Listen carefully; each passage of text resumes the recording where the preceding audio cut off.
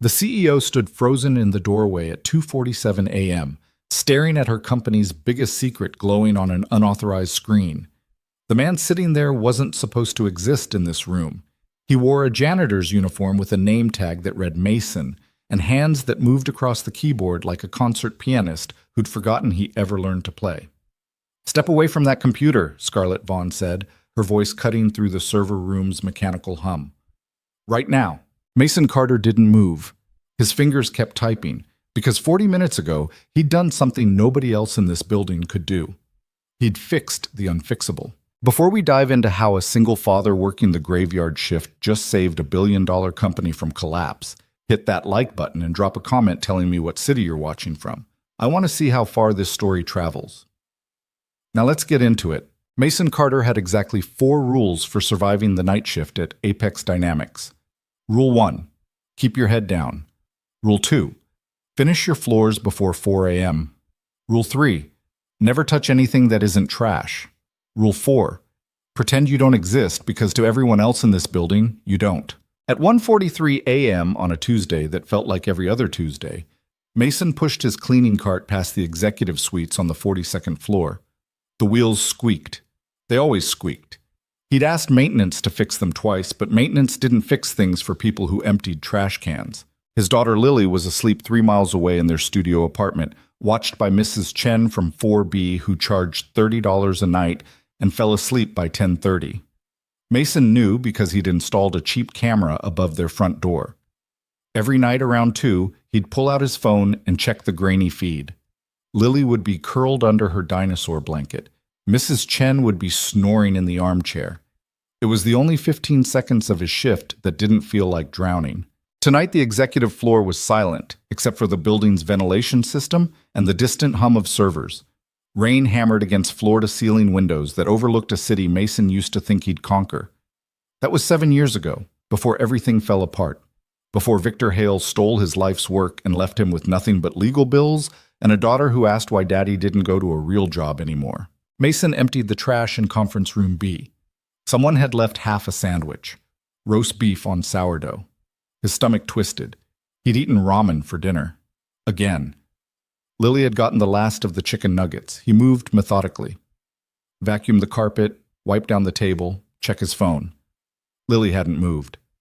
Mrs. Chen's mouth was open. In conference room A, someone had scrawled equations on the whiteboard and forgotten to erase them. Mason recognized the syntax immediately. Machine learning algorithms. Gradient descent optimization. Whoever wrote this was trying to solve a convergence problem in a neural network and failing spectacularly. The math was wrong in the 3rd line. His hand reached for an eraser. He stopped himself. Rule 3. Never touch anything that isn't trash. He erased the board and moved on. The CTO's office was locked, as always. Victor Hale didn't work night shifts.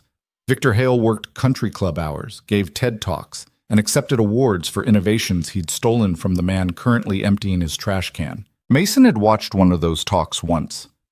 Victor stood on a stage in a $5,000 suit, explaining the breakthrough he'd achieved in adaptive AI systems. The same breakthrough Mason had coded in a coffee shop 7 years ago, shown to his business partner in good faith, and watched disappear into patent filings that listed only Victor's name. The lawsuit had lasted 11 months. Mason's lawyer was $300 an hour. Victor's lawyers were a fleet. When the settlement came, it was enough to almost cover Mason's legal fees and ensure he'd never work in software engineering again. Every company Victor whispered to. Every door that closed. 3 months later, Mason's wife Emily left. Took the car, half the furniture, and whatever remained of his will to fight. She didn't take Lily. Said she wasn't equipped for single parenting. That was 6 years ago. Mason dumped Victor's trash and moved on. The CEO's suite was at the end of the hall. Scarlett Vaughn's name was engraved on brushed steel, beside double doors that probably cost more than Mason made in a year. He'd seen her exactly twice. Once in an elevator where she'd looked through him like he was furniture. Once in the lobby where she'd been on her phone, walking fast, trailing assistants like a comet trailing debris. She was 30 years old, the youngest CEO in Apex Dynamics history. The business magazines called her a prodigy. The tech blogs called her ruthless. Mason called her someone who signed his paychecks and didn't know he existed. Her office was dark. He knocked anyway. Protocol. No answer. He unlocked the door with his master key and stepped inside. The space was ridiculous. Marble floors, a desk the size of his apartment, windows that overlooked the city like a throne room. There was a photo on the credenza, Scarlett with an older man, both holding champagne glasses. Her father, maybe. The late Richard Vaughn, who'd built Apex Dynamics from nothing and died of a heart attack 2 years ago, leaving his only daughter a company worth $3 billion and a board of directors who smiled at her face and sharpened knives behind her back. Mason emptied the small trash can beside her desk. Someone had thrown away a protein bar wrapper and a handwritten note that said, "Budget meeting 9 a.m., do not reschedule again." He vacuumed the carpet and was halfway to the door when he noticed the light. A thin blue glow was coming from the conference room attached to Scarlett's office. The door was cracked open maybe 2 inches. Mason hesitated. Rule 3. But the light was wrong. It pulsed, flickered, like something was malfunctioning. He pushed the door open. The conference room had been converted into something else entirely. Server racks lined 2 walls, monitors covered a third, cables snaked across the floor like mechanical intestines, and on the largest screen lines of code scrolled past in angry red text while error messages multiplied faster than anyone could read them. Project Helix. Critical failure. Core system collapse in progress. Mason's breath caught. He knew what Project Helix was. Everyone in the building knew. It was Apex Dynamics' next-generation AI platform. The company had spent 3 years and $200 million developing it. Launch was scheduled for 6 weeks from now. The board had bet everything on this product succeeding, and it was dying right in front of him. The timestamp in the corner showed the system had been failing for 11 minutes. Whoever was supposed to be monitoring this wasn't here. Maybe they'd gone to get coffee. Maybe they'd given up. Mason should leave, close the door, finish his shift, go home. His daughter's face flashed in his mind. Lily asking why they couldn't go to McDonald's like her friend Sophie. Lily wearing shoes that were too small because new ones cost $40 he didn't have. Lily pretending she didn't notice the other kids had tablets and toys and birthday parties at places with ball pits. He looked at the failing system. He looked at his cleaning cart. "This is stupid," he said out loud. Then he sat down at the terminal. The login screen required credentials Mason didn't have. It took him 90 seconds to bypass it. The security protocols were competent but not creative. Whoever built them understood theory but not practice. Mason had written penetration testing software in his previous life. He knew every shortcut. The system accepted his ghost account and the code filled his screen. It was worse than he thought. Project Helix was built on a distributed neural architecture that was collapsing under its own complexity. The core algorithms were sound, brilliant, even, but someone had made catastrophic choices in the implementation layer. Thread management was a disaster. Memory allocation was creating cascading failures. The entire system was eating itself alive. Mason's fingers moved before his brain caught up. He pulled up the kernel logs, found the error propagation patterns, traced them back to a single module that had been modified 8 days ago by someone with the username VHALE. Victor. Of course it was Victor. The modification was trying to optimize processing speed by parallelizing operations that couldn't be parallelized. It was the kind of mistake a first-year computer science student would make. The kind of mistake someone made when they didn't actually understand the code they were working with. Mason felt something cold settle in his chest. Victor had stolen his work 7 years ago, but he'd never understood it. Not really. He'd memorized enough to present it, to defend it in meetings, to build a career on it. But when it came time to actually engineer something new, he floundered. And now the company's entire future was failing because the CTO didn't know what he was doing. Mason created a backup of the existing system. Then he started rewriting. His hands remembered. Muscle memory from years he'd spent living and breathing code. When he used to stay up until 4 in the morning, not because he was working a night shift, but because he'd get lost in the pure logic of solving impossible problems. When programming felt like composing music instead of cleaning up someone else's mess. He rebuilt the thread architecture from scratch, rewrote the memory management protocols, stripped out Victor's modifications, and replaced them with elegant solutions that actually worked. The error messages began to slow. 23 minutes in, the cascade stopped. 31 minutes in, the system stabilized. At 40 minutes and 12 seconds, every screen turned green. Project Helix operating normally. All systems functional. Mason sat back in the chair and released a breath he didn't know he'd been holding. The rain outside had stopped. The city lights reflected off wet windows. His phone buzzed. Mrs. Chen had texted. Lily coughed twice but went back to sleep, still charging $30. He needed to leave, clear his access logs, pretend this never happened. He was closing the terminal when he heard the door open behind him. "Who the hell are you?" The voice was cold, controlled, female. Mason turned slowly. Scarlett Vaughn stood in the doorway wearing a black coat over what might have been pajamas or might have been expensive loungewear. Her dark hair was pulled back. No makeup. She looked younger than her photos and more tired than anyone should look at 2:47 in the morning. She also looked furious. "I asked you a question," Scarlett said. Her eyes moved from his face to his uniform to the glowing screens behind him. "Who are you and why are you inside my private server room?" Mason stood up slowly, kept his hands visible. "My name is Mason Carter. I'm on the cleaning crew." "The cleaning crew?" Her voice could have cut glass. "The cleaning crew that has access to Project Helix?" "No, I bypassed the security." Scarlett's expression didn't change, but something shifted behind her eyes. "You bypassed enterprise-grade encryption to access classified systems." The encryption was adequate, not enterprise-grade, and yes. "Why?" Mason gestured at the screens. "Because it was failing. 11 minutes into a critical cascade when I found it. Nobody was here. I fixed it." "You fixed Project Helix," Scarlett pulled out her phone, "in 40 minutes. 40 minutes and 12 seconds. My team has been trying to stabilize that system for 9 weeks. Your team didn't know what they were looking at." Scarlett's finger hovered over her phone. "I'm calling security." "That's your choice," Mason said. He was surprised by how calm his voice sounded. Maybe because he'd already lost everything once. There wasn't much left to take.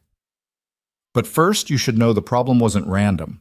Someone on your staff deliberately modified core algorithms in a way guaranteed to cause failure, either through incompetence or sabotage."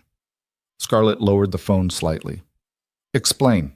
Mason pulled up the modification logs. 8 days ago, someone with admin credentials rewrote the neural threading architecture. They parallelized sequential operations, which created race conditions in the processing queue. The system was designed to fail under load.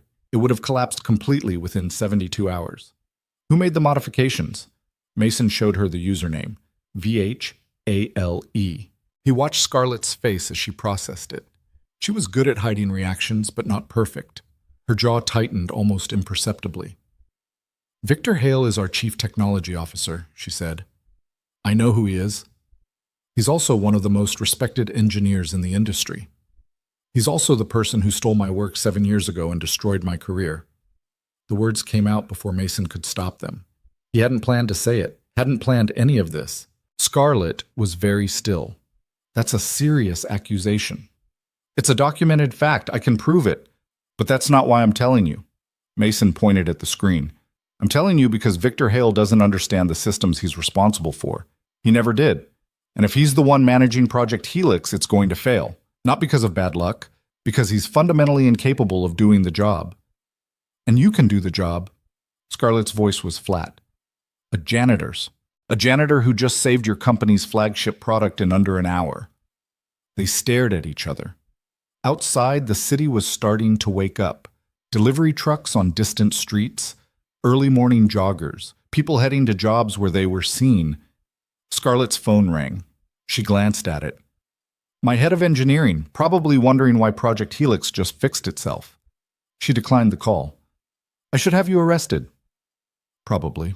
You accessed classified systems, bypassed security. You could have stolen proprietary code worth millions." "I could have. I didn't." "How do I know that?" Spato. Mason met her eyes. "You don't. But you know I fixed a problem your entire engineering team couldn't solve. And you know your CTO either sabotaged the company or doesn't know what he's doing. So you have a choice.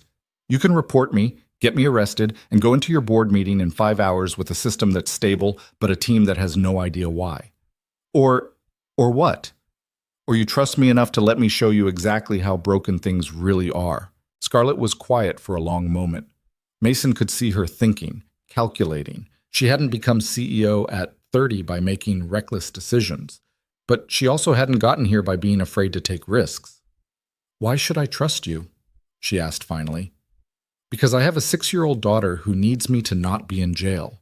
Because I have nothing to gain from sabotaging this company. And because whether you believe it or not, I used to be very good at this job, before someone took it from me." Another silence. Rain started again outside. Soft patter against windows. Scarlett looked at the screens, at the green status indicators, at the stable system that had been dying 40 minutes ago. She looked back at Mason. "The board meeting is at 9 a.m., she said. "They're expecting a status report on Project Helix. If I tell them it collapsed last night and a janitor fixed it, I'll lose what little credibility I have left." "Then don't tell them that." "What do you suggest?" Mason thought about it.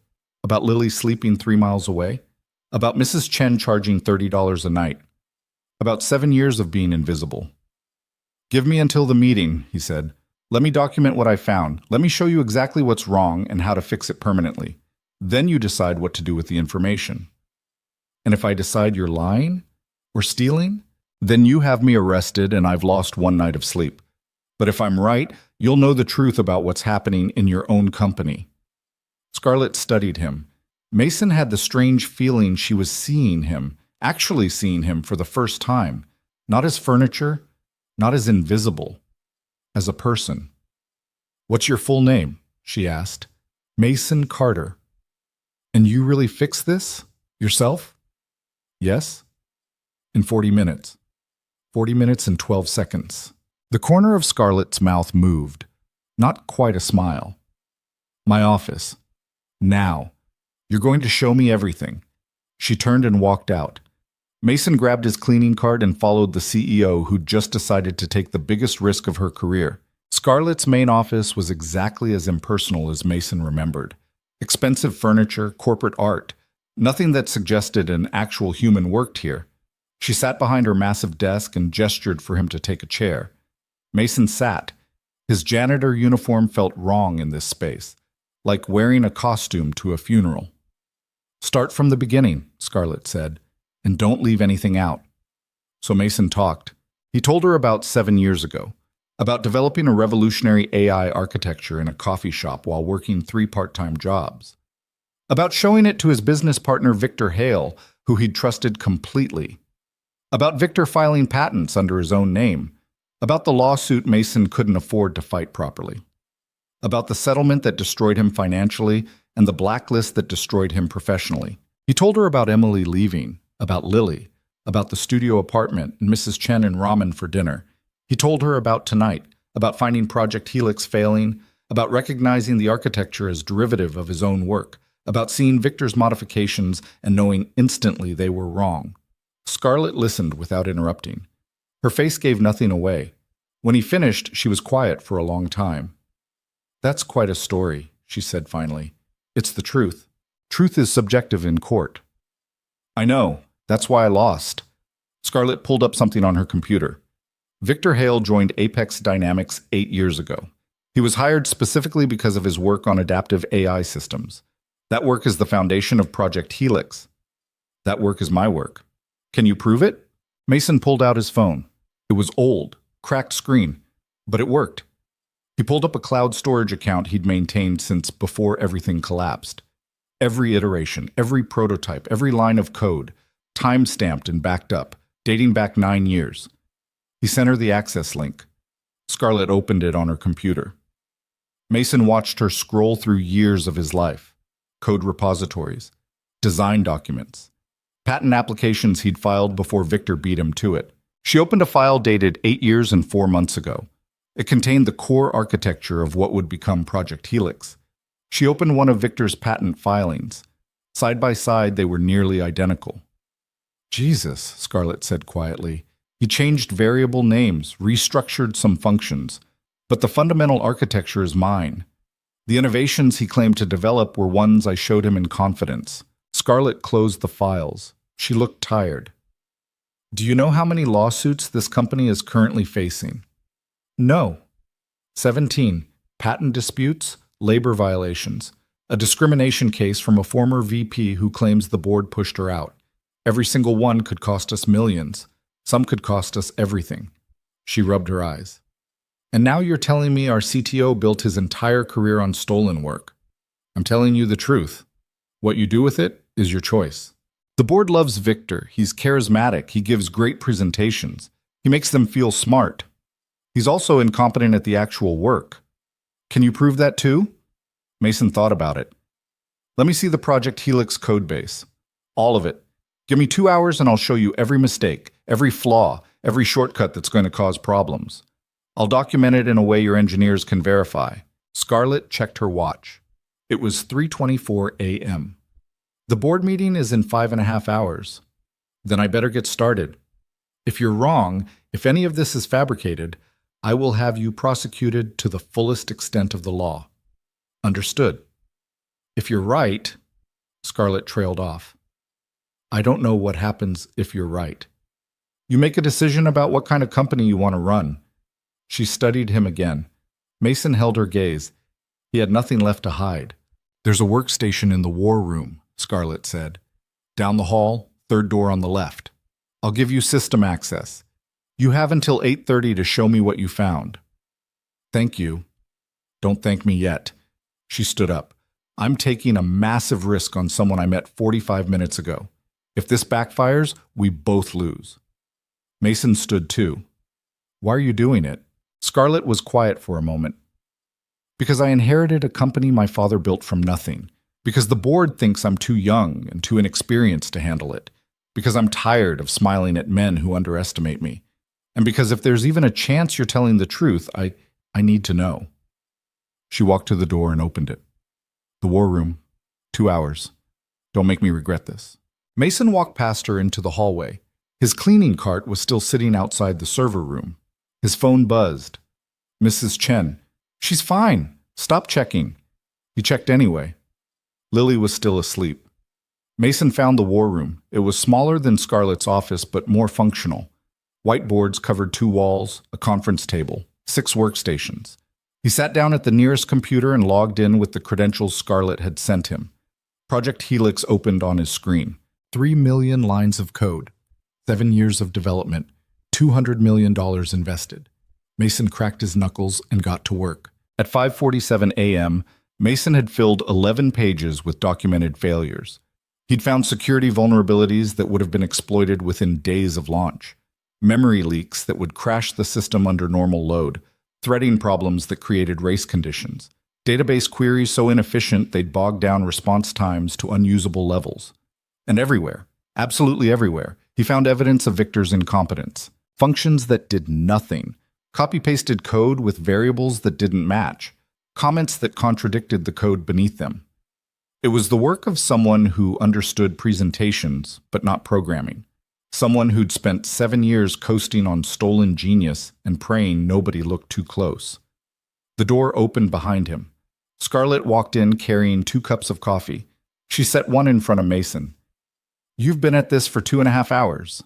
I could do this for 10 more and still find problems. Show me what you have. Mason pulled up his documentation. Scarlett sat beside him and read. Her expression shifted from neutral to concerned to angry. This can't all be real, she said. It's all real, and it's all verifiable.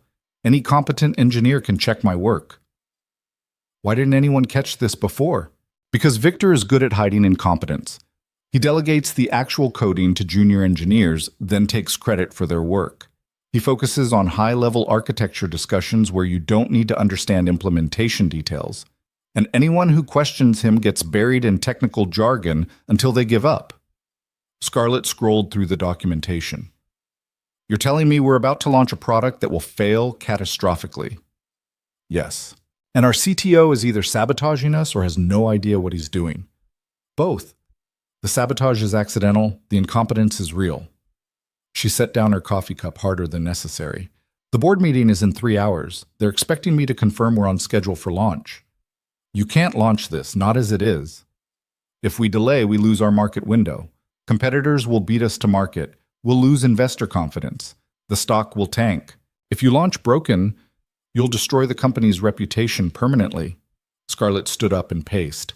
Mason watched her think. She moved like someone used to making decisions alone. Quick steps, sharp turns, her mind working through scenarios. Can you fix it? She asked suddenly. Eventually, it would take months. We don't have months. I know. Can you fix enough of it to make launch viable? Mason considered it. I'd need a team, full access, and I'd need Victor out of the way. Victor reports to me. I can sideline him. The board won't like that. The board doesn't know what I know. She stopped pacing and looked at him. If I bring you in officially, if I make you part of the team, I need to know you can deliver. No more surprises. No hidden agendas. My only agenda is keeping my daughter fed and housed. That's honest, at least. Scarlett checked her watch. I need to make a decision, right now. What are your options? Option 1. I go into that board meeting, tell them everything's fine, launch on schedule, and pray it doesn't explode. Option 2. I tell them the truth, delay launch, lose credibility, and probably lose my job. Option 3. She looked at him. Option 3 is insane. What's option 3? I postpone the board meeting, claim a critical technical issue that needs 24 hours to resolve. I bring you in as an emergency consultant. We fix enough of the system to prove it can be saved. Then I go to the board with evidence of what Victor did and a solution that keeps us on track. That's not insane. That's smart. It's betting the company on a janitor I met 3 hours ago. I'm not a janitor. I'm an engineer who happens to clean offices. Scarlett almost smiled. The distinction seems important to you. It is. She pulled out her phone, started typing. I'm sending an email to the board. Technical complications. Meeting postponed to tomorrow. Emergency system maintenance required. They'll ask questions. Let them. I'm the CEO. I make the calls. She hit send. There. Done. We have 24 hours. Mason felt something shift in his chest. Hope, maybe. Or terror. What do you need from me? Everything you've got. I'm bringing in my top engineers. You're going to walk them through every problem you found. If they verify your work, if this is all real, we move forward. If they find holes in your analysis, security escorts you out, and we never speak of this again. Fair. And Mason? Scarlett's voice was serious. I'm trusting you. Don't make me look like an idiot. I won't. She headed for the door, then stopped. One more question. Why did you help? You could have let Project Helix fail. You could have watched Victor crash and burn. Why didn't you? Mason thought about Lily, about Mrs. Chen, about 7 years of being invisible. Because I'm tired of watching incompetent people succeed while good work gets buried, he said. And because maybe I wanted to prove I still know how to do this. Scarlett nodded slowly. Get some rest. We start at 7. What about my shift? I'm supposed to finish cleaning. Your shift just changed. She walked out. Mason sat alone in the war room. The sun was starting to rise. Light crept across the city. His phone buzzed. Mrs. Chen. She's awake. Wants pancakes. Told her you'd call. Mason dialed. Lily answered on the second ring. Daddy? Hey, sweetheart. Mrs. Chen says you're still at work. Yeah, something came up. Are you cleaning? Mason looked at the screens full of code, at the documentation that might save a company or destroy his life. Something like that. Can we have pancakes for dinner? Sure, baby. Pancakes for dinner. With chocolate chips? Mason smiled despite everything. With chocolate chips. Okay, love you, Daddy. Love you too. He hung up and stared at the city waking up beyond the windows. Somewhere out there, people were heading to jobs where they mattered, where they were seen, where their work had value. For the first time in 7 years, Mason Carter was one of them, even if it only lasted 24 hours. At 6:52 a.m., Mason stood in front of a bathroom mirror on the executive floor, staring at a face that hadn't slept in 23 hours. His janitor uniform was wrinkled. His eyes were bloodshot.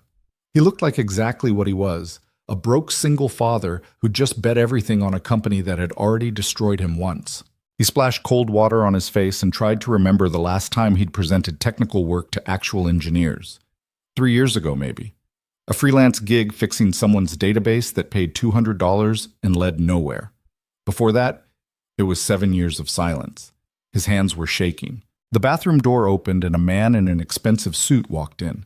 He glanced at Mason, did a double take at the uniform, then proceeded to ignore him completely while checking his hair in the mirror. Mason dried his face and walked out. The war room had transformed.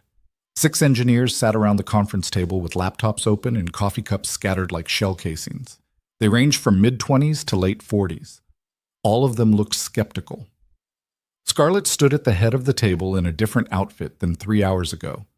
Charcoal blazer, white shirt, looking every inch the CEO who'd gotten a full night's sleep instead of none.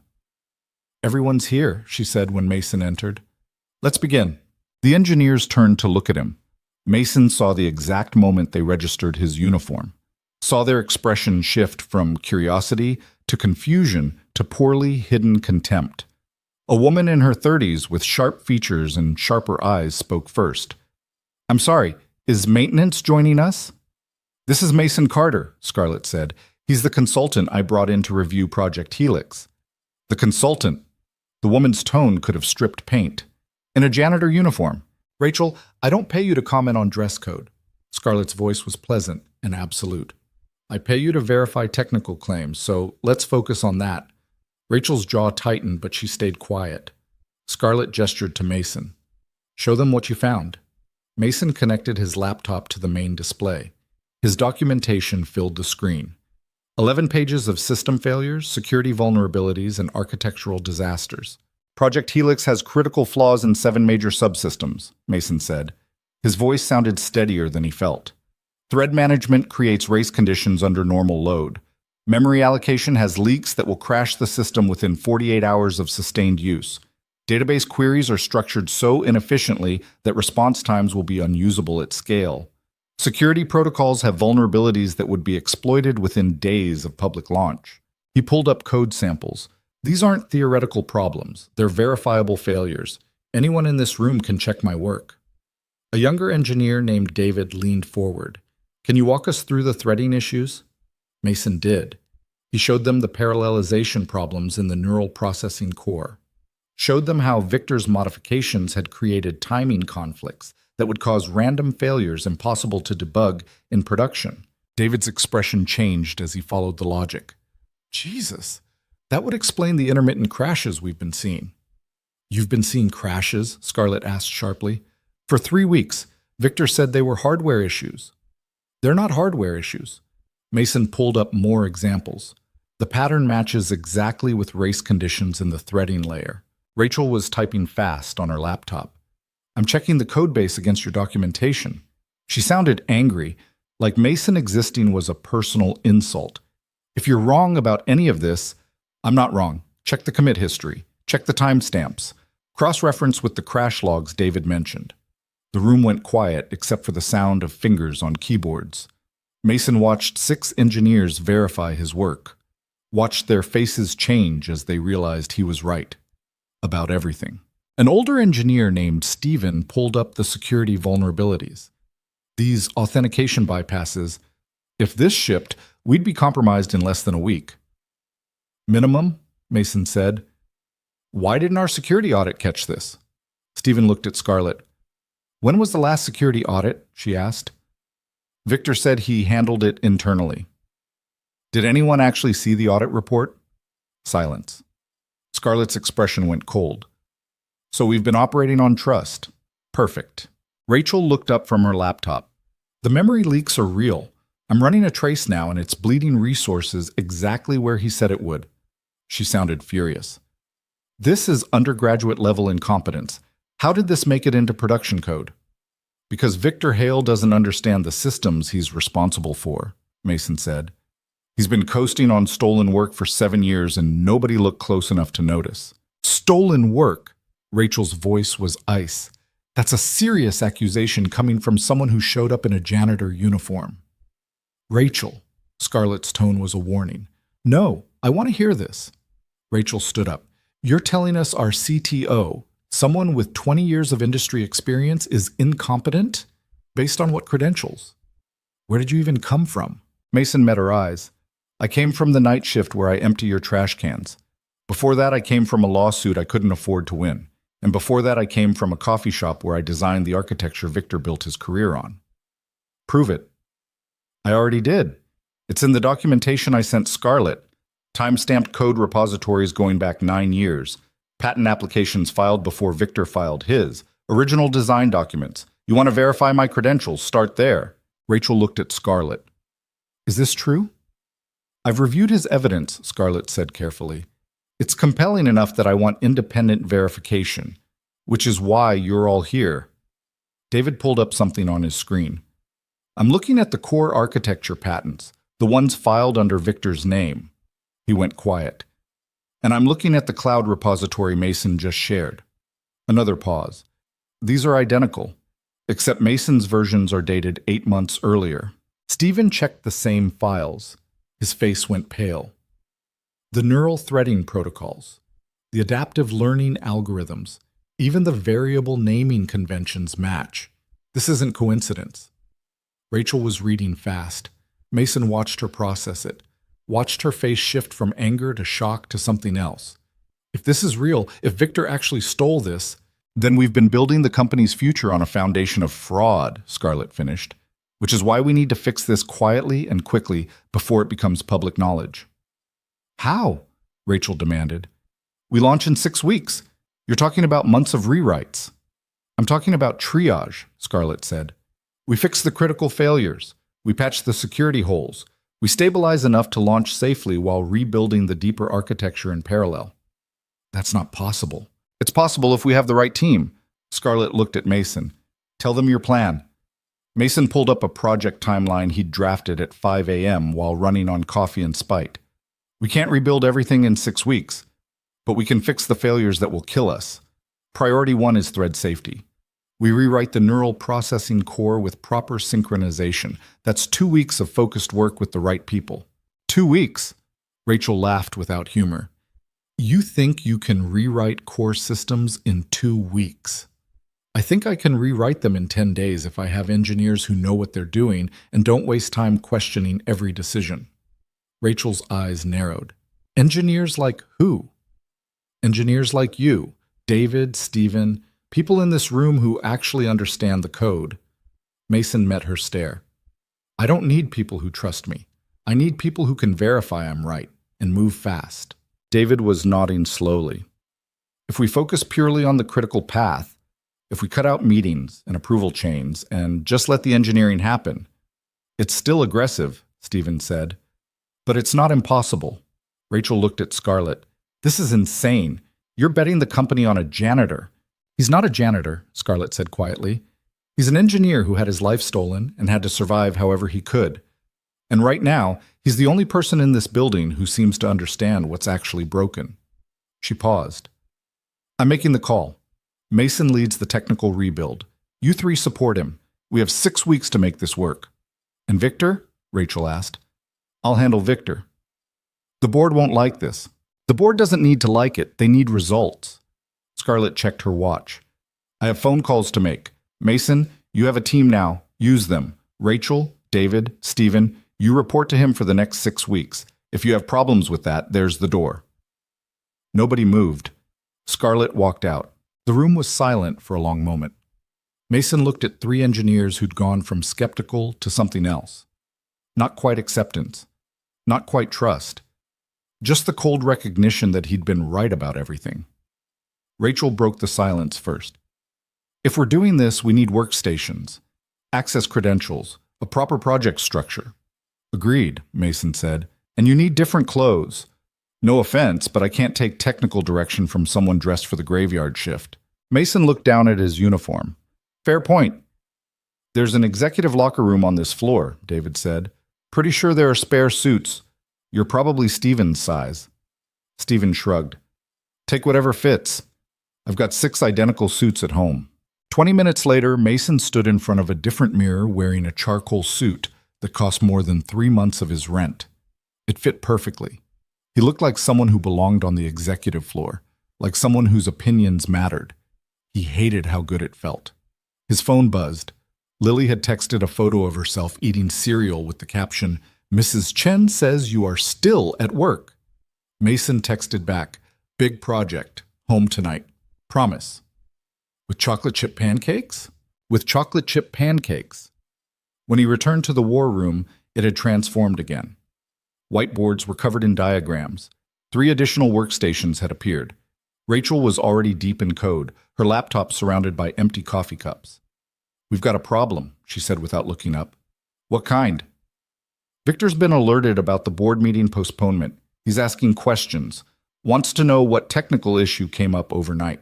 Mason's stomach dropped. "Did Scarlett respond?" "Not yet, but he's not stupid. He'll figure out someone accessed Project Helix after hours." Rachel finally looked at him. "When he does, this gets complicated fast." David pulled up access logs. "We can scrub the records, make it look like routine maintenance." "Don't," Mason said. "If we start covering tracks, it looks like we're hiding something illegal. Better to control the narrative." "What narrative?" Stephen asked. "You broke into a classified system." "I bypassed security to fix a critical failure that nobody else caught. That's either criminal trespass or emergency system maintenance. Depends on who's telling the story." Rachel almost smiled. "You've thought about this." "I've had 7 years to think about it." His phone rang. Unknown number. Mason answered. "Mason Carter?" A man's voice, smooth, confident, familiar in a way that made Mason's chest tighten. "Who is this?" "Victor Hale. I understand you've been making quite an impression this morning." The room went dead silent. Mason put the phone on speaker.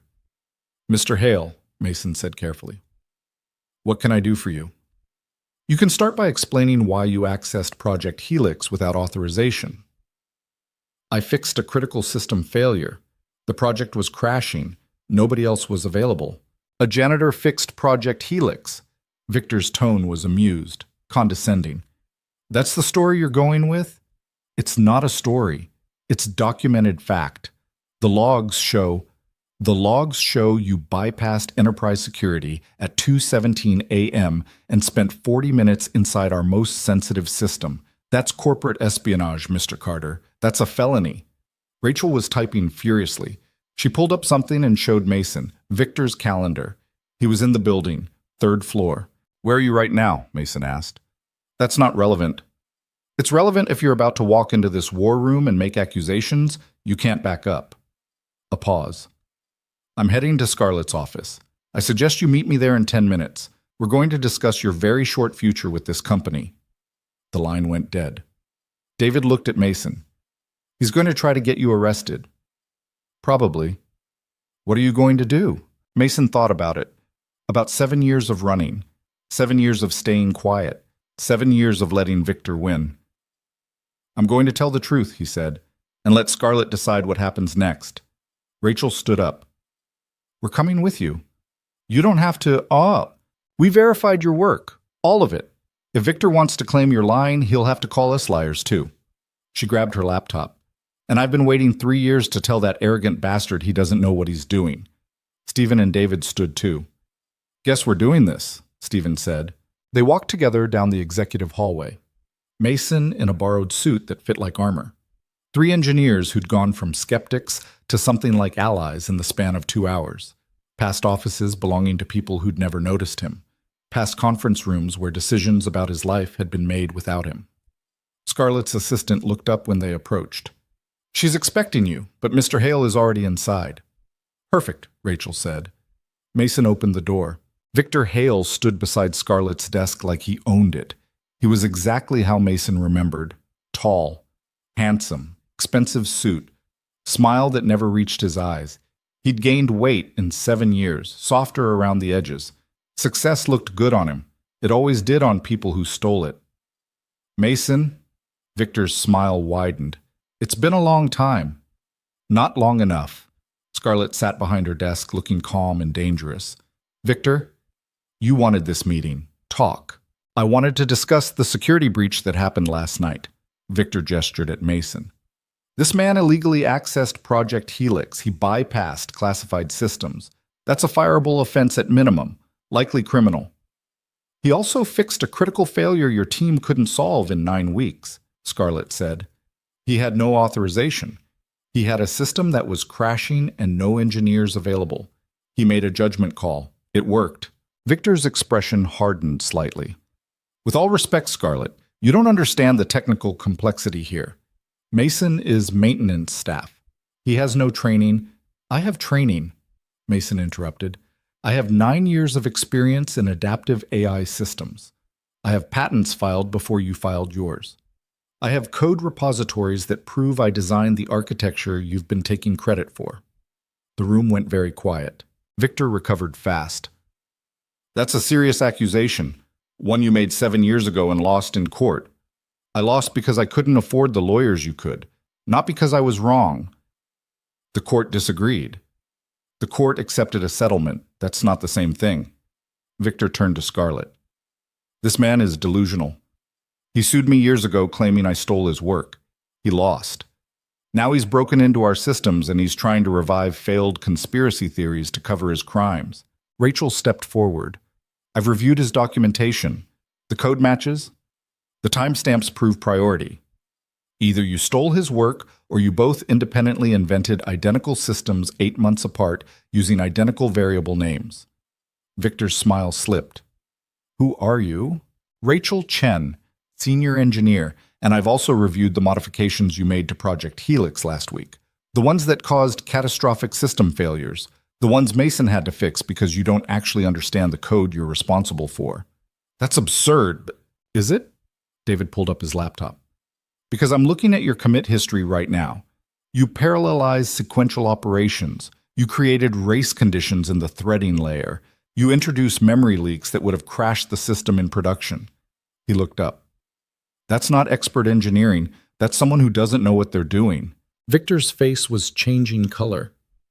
Scarlett, I don't know what game this is, but I won't stand here and be insulted by junior engineers who don't understand. Explain the code, Mason said quietly. Victor stopped. What? The modifications you made last week. Explain your reasoning. Walk us through the technical decisions. Show us you understand what you built. I don't have to prove anything to you. You do if you want to keep your job, Scarlett said. Her voice was cold. Because right now, I have 4 engineers telling me you sabotaged our flagship product either through incompetence or malice. And I have documentation suggesting you built your career on stolen work. So yes, Victor, explain the code. Victor stared at her. Mason watched him calculate. Watched him realize the game had changed. This is a setup, Victor said finally. You brought in a disgruntled ex-employee to undermine me.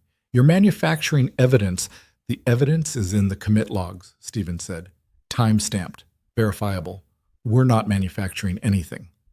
Scarlett, I've given 8 years to this company. I've delivered results. I've brought in contracts worth hundreds of millions. And you're going to believe a janitor who broke into our systems? I'm going to believe the evidence, Scarlett said, which overwhelmingly suggests Mason is telling the truth. Victor's jaw tightened. If you do this, if you side with him, you'll destroy the company. The board won't accept it. Investors will panic. We'll lose everything.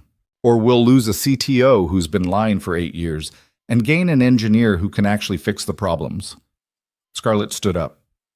Here's what's going to happen. You're taking a leave of absence, effective immediately, paid, pending investigation into the allegations against you. You can't do that. I can and I am. Security will escort you out. You'll surrender your access credentials and company devices. You'll have no contact with engineering staff. When the investigation concludes, we'll decide next steps. Victor looked at Mason, really looked at him. There was hatred in his eyes and fear. You think you've won, Victor said. You haven't. I have lawyers, I have contracts, I have friends on the board who will bury you. Maybe, Mason said. But you don't have the truth. And eventually, that matters. Victor turned back to Scarlett. This is a mistake. When the board hears about this, the board will hear my version, supported by engineering reports and documented evidence. Scarlett walked to her door and opened it. Security is waiting. 2 security guards stood in the hallway.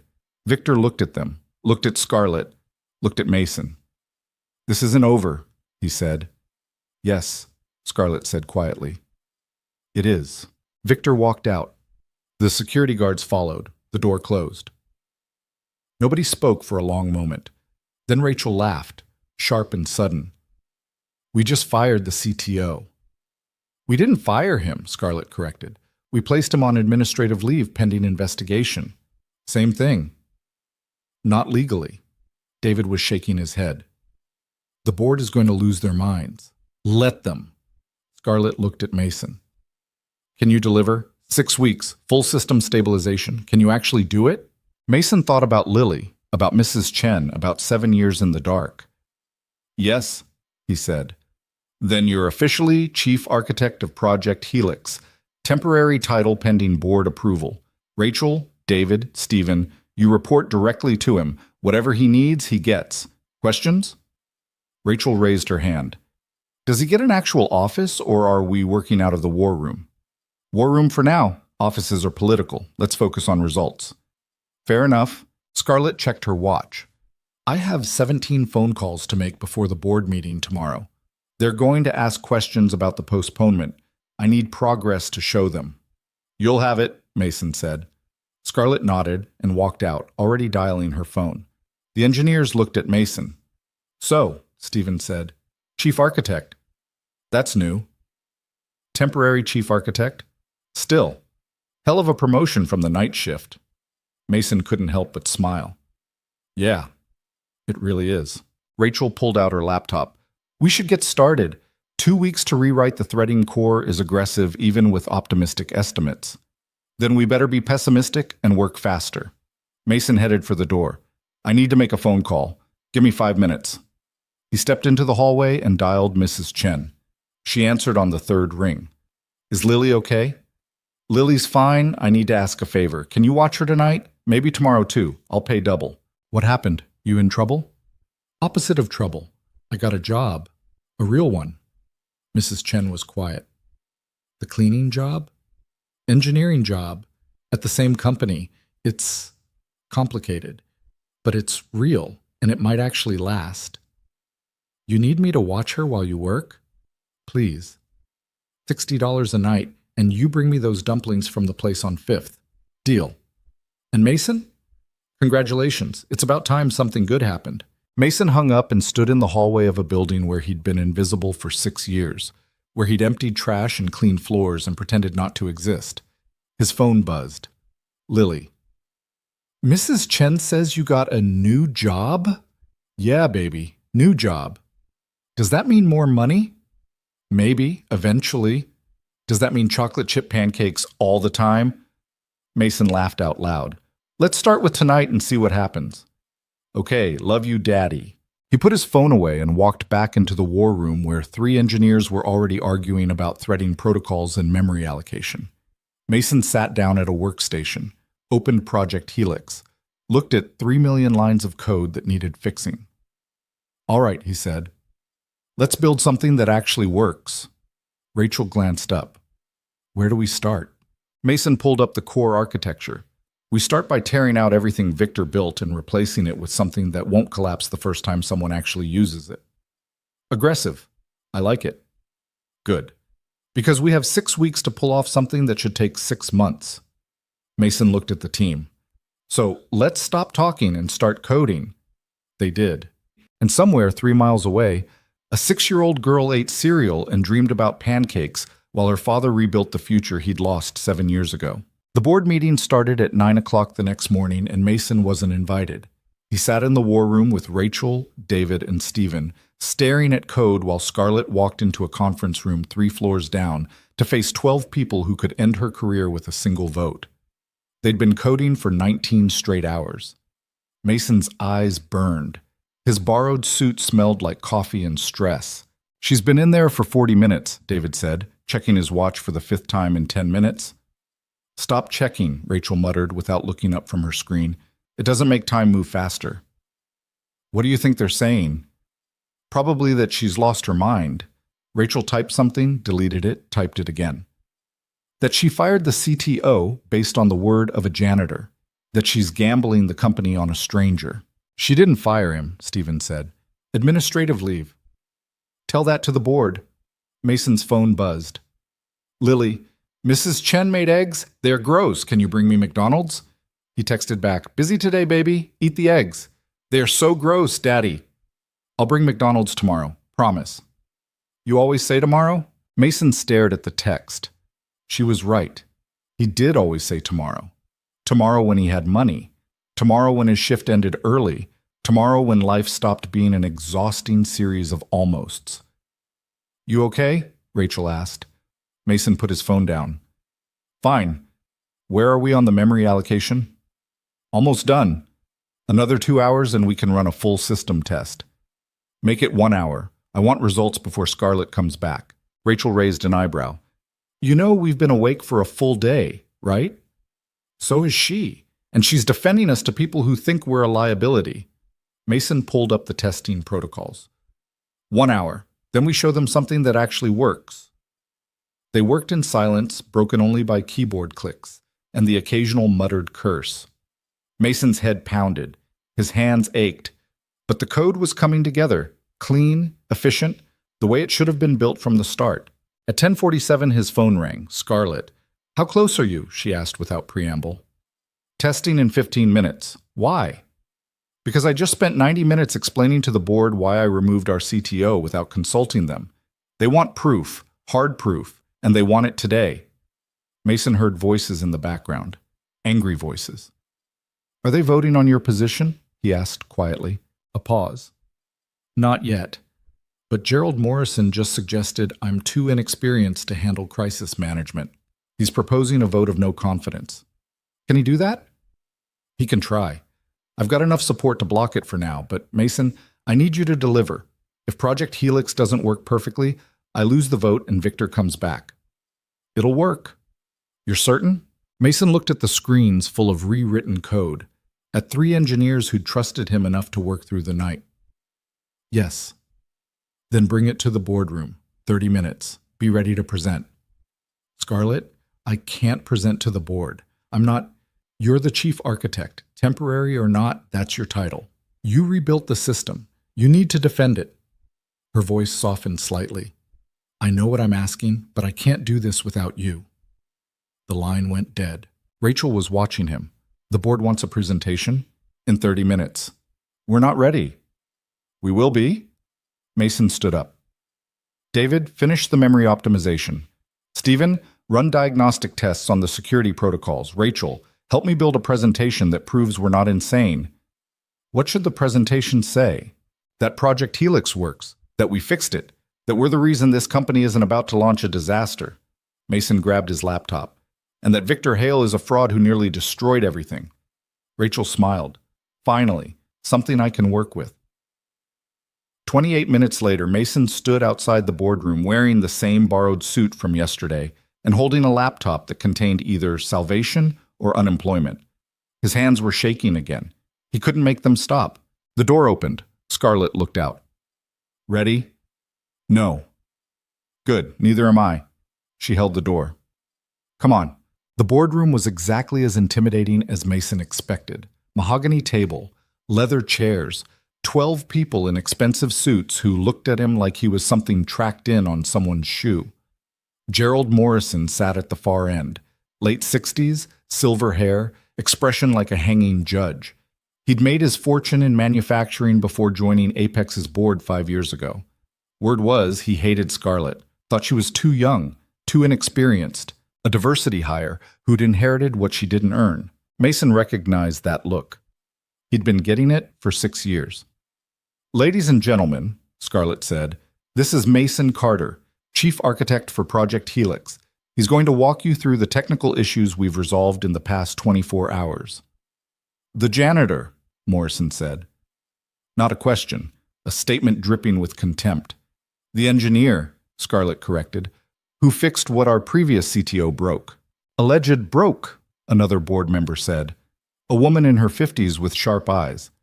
Victor Hale has an impeccable reputation. Had, Rachel said from the doorway. She walked in carrying her laptop with David and Stephen behind her. Before we proved he was incompetent. Morrison's face darkened. Who authorized you to be here? I did, Scarlett said. They're the engineering team that verified Mason's work. If you have technical questions, they can answer them. This is highly irregular. So as discovering your CTO sabotaged your flagship product. But here we are. Scarlett gestured to Mason. Show them. Mason connected his laptop to the display. Project Helix's dashboard filled the screen. every indicator green, every subsystem running smoothly. 48 hours ago, Mason began, Project Helix was in critical failure. The system was crashing every 11 minutes. Core algorithms were collapsing. We were weeks away from launching a product that would have destroyed this company's reputation and opened you to lawsuits worth hundreds of millions. He pulled up the error logs from 2 nights ago. Red text everywhere, cascading failures, system meltdown in progress. These failures were caused by modifications made by Victor Hale 8 days ago. He parallelized operations that required sequential processing, created race conditions in the threading layer, introduced memory leaks that would crash the system under normal load. Morrison leaned forward. You're saying Victor deliberately sabotaged Project Helix? I'm saying he modified code he didn't understand and created catastrophic failures as a result. Whether that's sabotage or incompetence is above my pay grade, but the result is the same.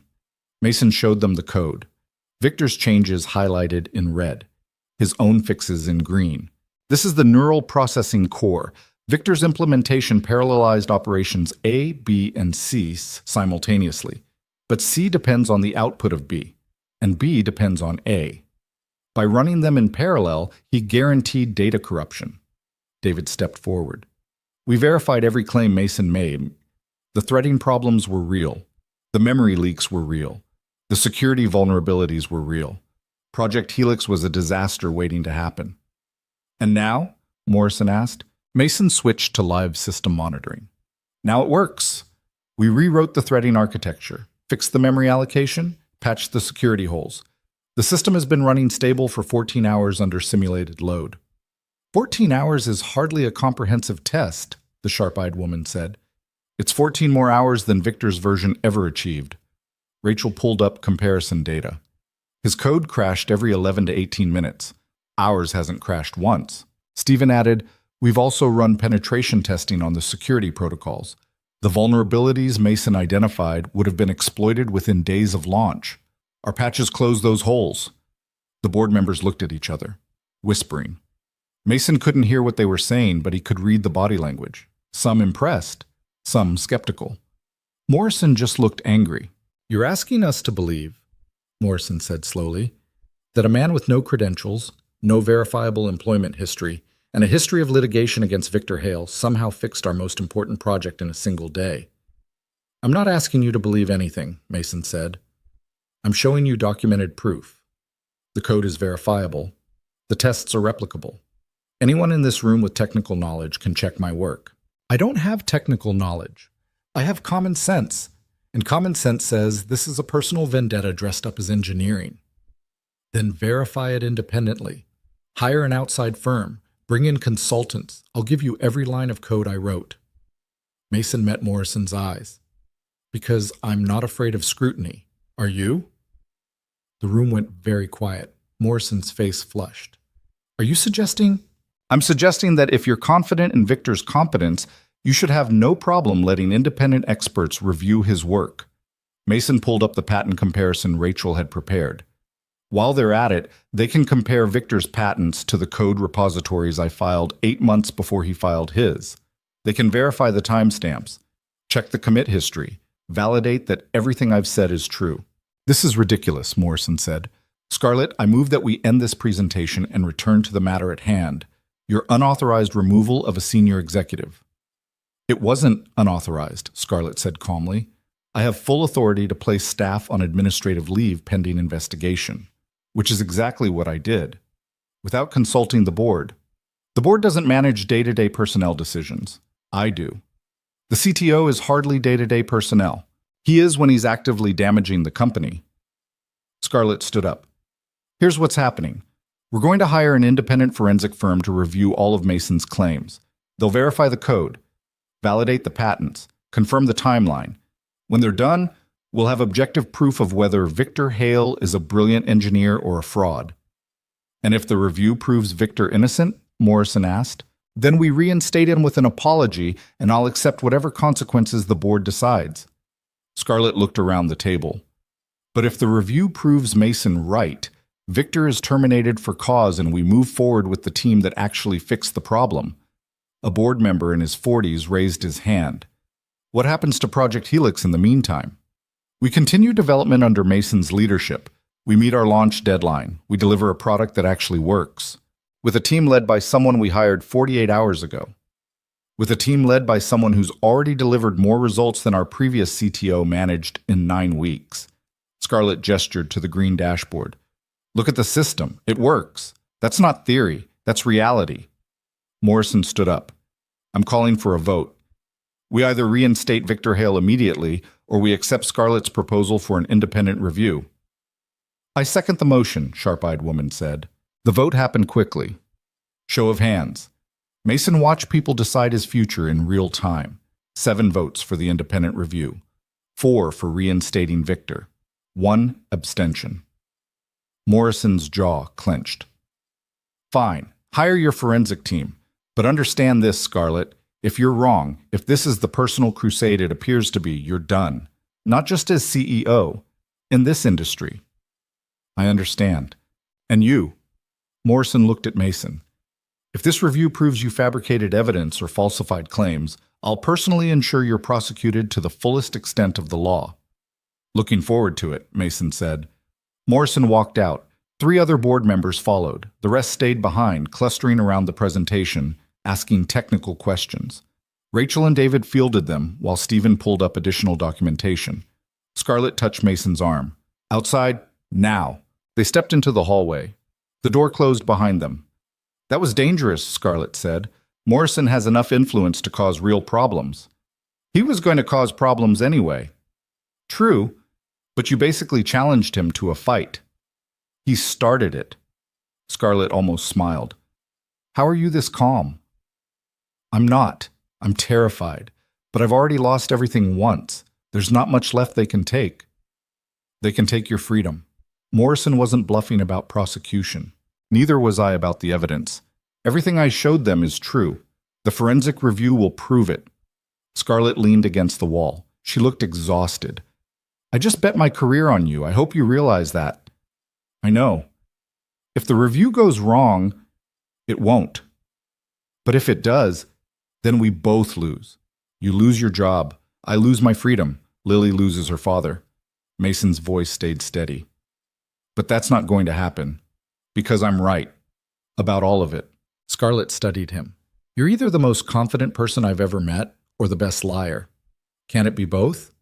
She laughed. Actually laughed. You're a strange person, Mason Carter. I get that a lot. Her phone rang. She glanced at it. The forensic firm I've used before. I should take this. Go. She answered and walked down the hall, already negotiating. Mason stood alone in the corridor watching executives pass by. Some ignored him. Some stared. A few whispered. He didn't care. His phone buzzed. Mrs. Chen, Lily wants to know if you're coming home tonight. Tell her I'll be there by 8 with McDonald's. She'll believe it when she sees it. I know. Mason went back to the war room. Rachel was already there, surrounded by energy drink cans. How'd it go after we left? Mason asked. 3 board members want detailed technical documentation. 2 want access to the source code. 1 asked if we were hiring. Rachel grinned. I think we convinced them. Morrison didn't look convinced. Morrison's an investor, not an engineer. He doesn't care about code. He cares about stock price and quarterly returns. Show him we can launch on time and he'll come around. Or he'll find another way to destroy us. Probably that one. Rachel pulled up a new screen. Speaking of destruction, we've got a problem. What kind? The kind where someone's been accessing our development server from an external IP. Started 3 hours ago. Whoever it is knows what they're looking for. Mason's stomach dropped. Show me. The log showed systematic access to Project Helix's codebase. Someone was downloading files. Lots of files. Core algorithms. Security protocols. Proprietary architecture. Can you trace the IP? Mason asked. David was already on it. It's bouncing through proxies, professional setup, but I can narrow the geographic region. He typed fast. Somewhere in the city. Maybe within a few miles. Victor? Rachel said. He's supposed to surrender his access credentials. He did. To his main account. But if he had backup credentials we didn't know about. Rachel pulled up the access patterns. This person knows exactly where to look. They're not searching. They're extracting specific files. Stephen joined them. If Victor's stealing the code base, he could sell it to competitors, David finished, or use it to build his own version, claim we stole from him. Mason's mind raced. Can we lock him out? Already trying, but he's using credentials I don't recognize, must be embedded deep in the system. Rachel's fingers flew across her keyboard. I'm changing root passwords, but if he's got access we don't know about.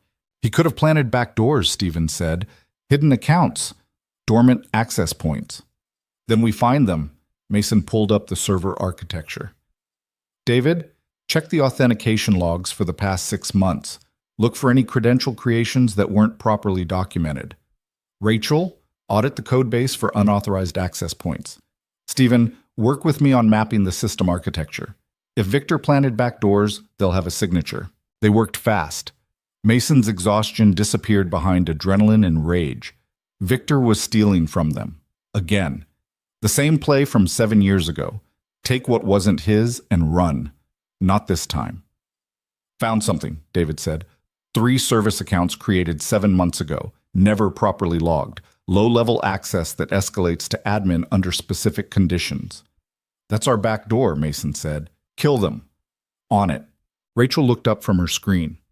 He's downloaded about 40% of the code base. Core algorithms, neural architecture, security implementations. Can we tell what he's planning to do with it? No, but if he's working with competitors... Mason's phone rang. Unknown number. He answered. Hello, Mason. Victor's voice, smooth as ever. Enjoying your moment in the spotlight? What do you want, Victor? Just calling to congratulate you. You really sold them on your little presentation. Very convincing. It wasn't a presentation. It was the truth. Your truth. My lawyers have a different version, one that involves corporate espionage, evidence tampering, and conspiracy to defraud. Mason put the phone on speaker. You're stealing our code right now. We're watching you do it. A pause. I have no idea what you're talking about. The external IP accessing our development server. The systematic extraction of proprietary algorithms. That's you. And we're documenting everything. Victor laughed. Good luck proving it. But that's not why I called. I called to give you a chance. A professional courtesy, you might say. I don't want your courtesy. You might want this one. Here's the situation. I have lawyers. Very good lawyers. They're preparing a lawsuit against you personally for defamation, fraud, and theft of trade secrets. We're also filing a criminal complaint for your illegal access to Apex systems. I fixed your mess. You committed corporate espionage, and when we're done, you'll be in prison and Scarlett will be out of a job. Unless. Unless what? Unless you disappear. Take whatever money she's paying you and walk away. Retract your statements about the patent theft. Admit you were mistaken. Do that, and I'll drop the charges. You can go back to your quiet life with your daughter. Mason's chest tightened. You're threatening my daughter? I'm protecting my reputation, which your daughter benefits from, incidentally, when her father isn't in prison. Rachel was typing furiously. She mouthed, keep him talking. And if I don't disappear? Mason asked. Then I destroy you. Again, just like last time. Except this time you won't walk away with a settlement. You'll walk away with a felony conviction. You're bluffing. Am I? I have 8 years of credibility at this company. Awards, published papers, patent filings. You have a night shift badge and a sob story. Who do you think they'll believe? David was writing something on a whiteboard. Got the IP location, apartment building, 2 miles from here. I think they'll believe the evidence, Mason said. The code that proves you stole my work. The forensic review that proves you're incompetent. The documentation that proves you sabotaged Project Helix. Documentation you had full access to modify. Evidence you could have fabricated. You really think a jury will believe a janitor over a respected CTO? I think a jury will believe time-stamped repositories and commit histories. I think they'll believe Rachel, David, and Stephen when they testify you don't understand your own code. Those 3 will say whatever Scarlett tells them to. She's paying them. She's paying them to tell the truth. Victor's voice hardened. Last chance, Mason. Walk away. Tonight. Or I bury you. Try it. Victor hung up. The war room was silent for a moment. Well, Rachel said. That was subtle. He's scared, Stephen observed. People don't threaten prison unless they're desperate. Mason looked at the IP trace on David's screen. Can we confirm it's actually him? Not without physical verification, but the location matches an address registered to a company Victor owns. Property records show it's a residential unit he uses as an office. So we know where he is and what he's doing. What we don't know is why. Mason pulled up the stolen files list. What's he planning to do with this code? Rachel scanned the list. If I wanted to cause maximum damage, I'd sell it to competitors before launch, destroy our market advantage, make Project Helix worthless before it even ships. Or uses it to build his own version, David added. Beats us to market, claims we stole from him. Both scenarios end the same way, Stephen said. Apex loses, we lose, Victor wins. Mason's phone buzzed. Scarlett, forensic team starts Monday. Need you to prepare full documentation, every claim, every piece of evidence. He texted back. Victor just called. Threatened lawsuit and criminal charges. Also stealing code base from external IP. 3 dots appeared. Disappeared. Appeared again. Coming to War Room now. 2 minutes later, Scarlett walked in. Tell me everything. Mason played her the recording. He'd started recording the moment he recognized Victor's voice. Old habit from the lawsuit days. Scarlett's expression darkened as she listened. He threatened your daughter. Implied threat. Technically legal. It's witness intimidation. His lawyers will say it was concern for my family. His lawyers can say whatever they want. This recording proves he's desperate. Scarlett looked at the IP trace. And you're certain he's stealing the code base? As certain as we can be without physically catching him, Rachel said. Then let's catch him. Everyone looked at her. You want to go to his apartment? David asked. I want to confirm what he's doing. If we can document active theft, that strengthens our position significantly. Scarlett checked her watch. It's 2:30. If he's downloading 40% of the code base, he'll need several more hours. We have time.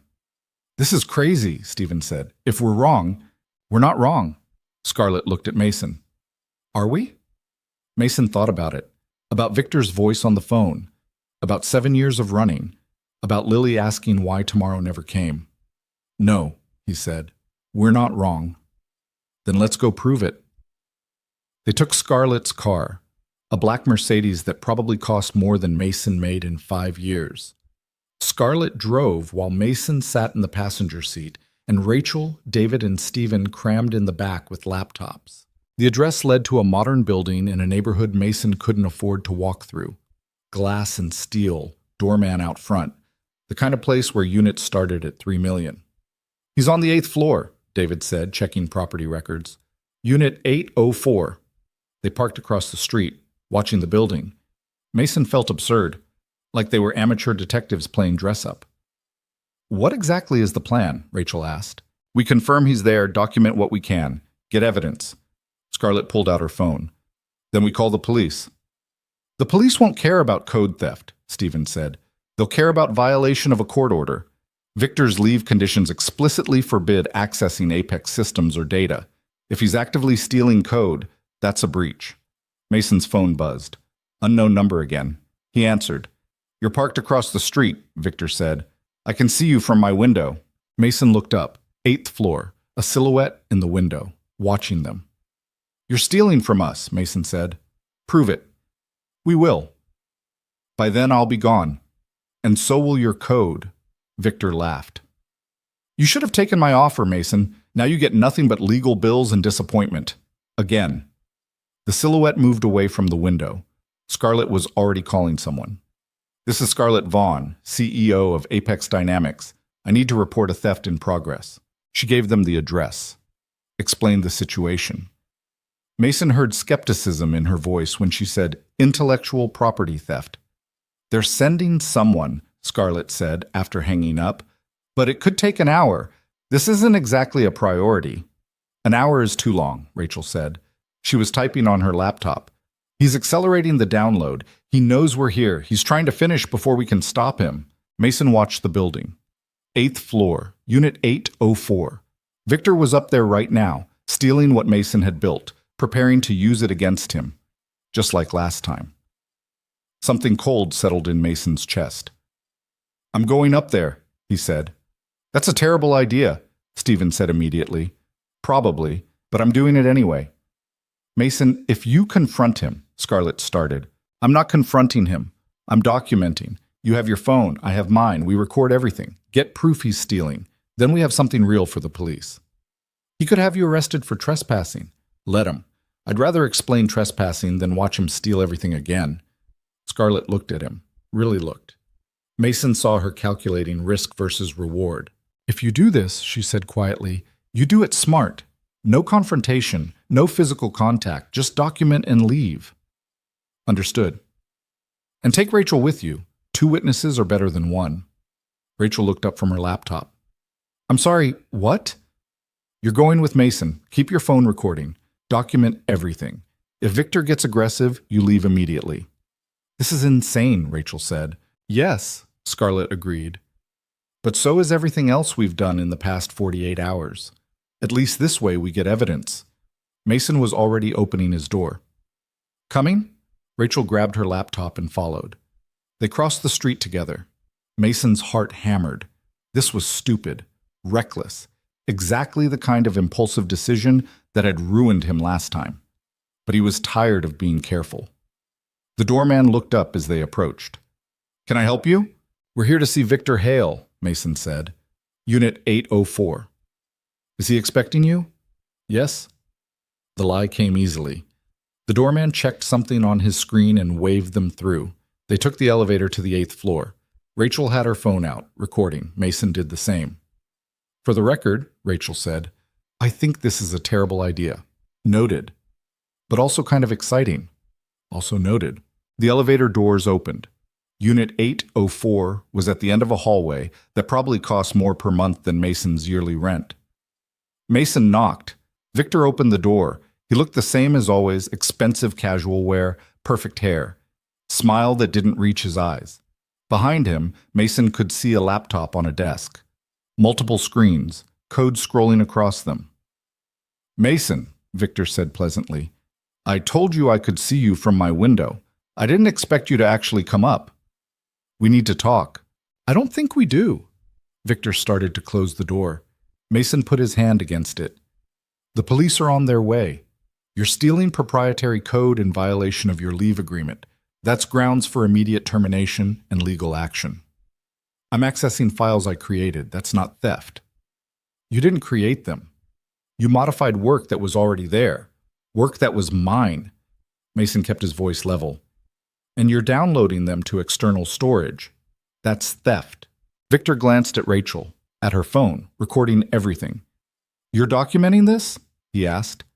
Yes, Rachel said.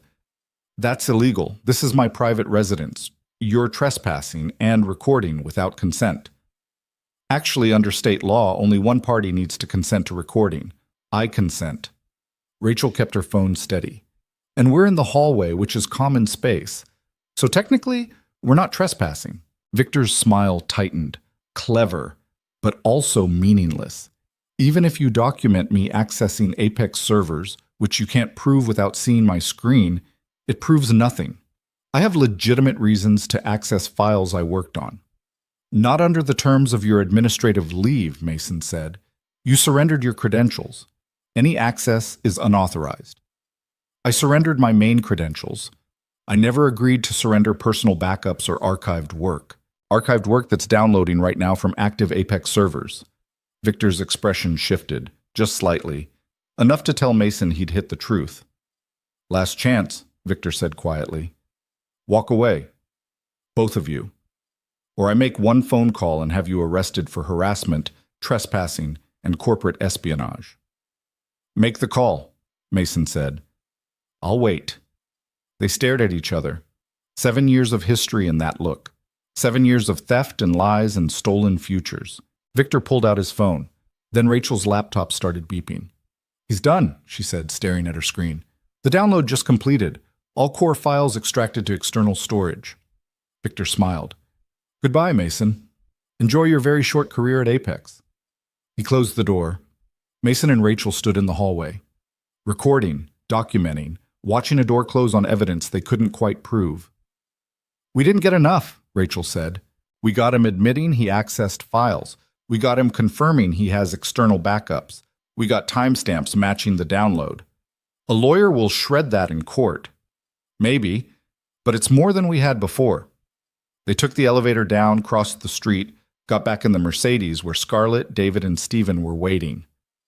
"Did you get it?" Scarlett asked. Mason plugged his phone into her car's display, played the recording. When it finished, Scarlett was quiet for a long moment. "It's not enough," she said finally. "I know. But it's something." "It is." "And the police?" As if on cue, a patrol car pulled up to the building. 2 officers got out. "That'll be them," Scarlett said. She opened her door. "Wait here." They watched her approach the officers, watched her show them something on her phone, watched them talk. 10 minutes of conversation that ended with the officers going inside and Scarlett returning to the car. "They're going to knock on his door, ask some questions. Probably won't accomplish much, but it puts him on record." "He'll just lie," David said. "Of course he'll lie. But now there's a police report documenting our complaint. That matters for the forensic review." Mason's phone buzzed. "Mrs. Chen, it's 7:45. You said you'd be home by 8. Lily is waiting." He checked the time. 7:46 p.m. "I need to go," Mason said. Scarlett looked at him. "It's been a long day. 43 hours. But who's counting? Go home.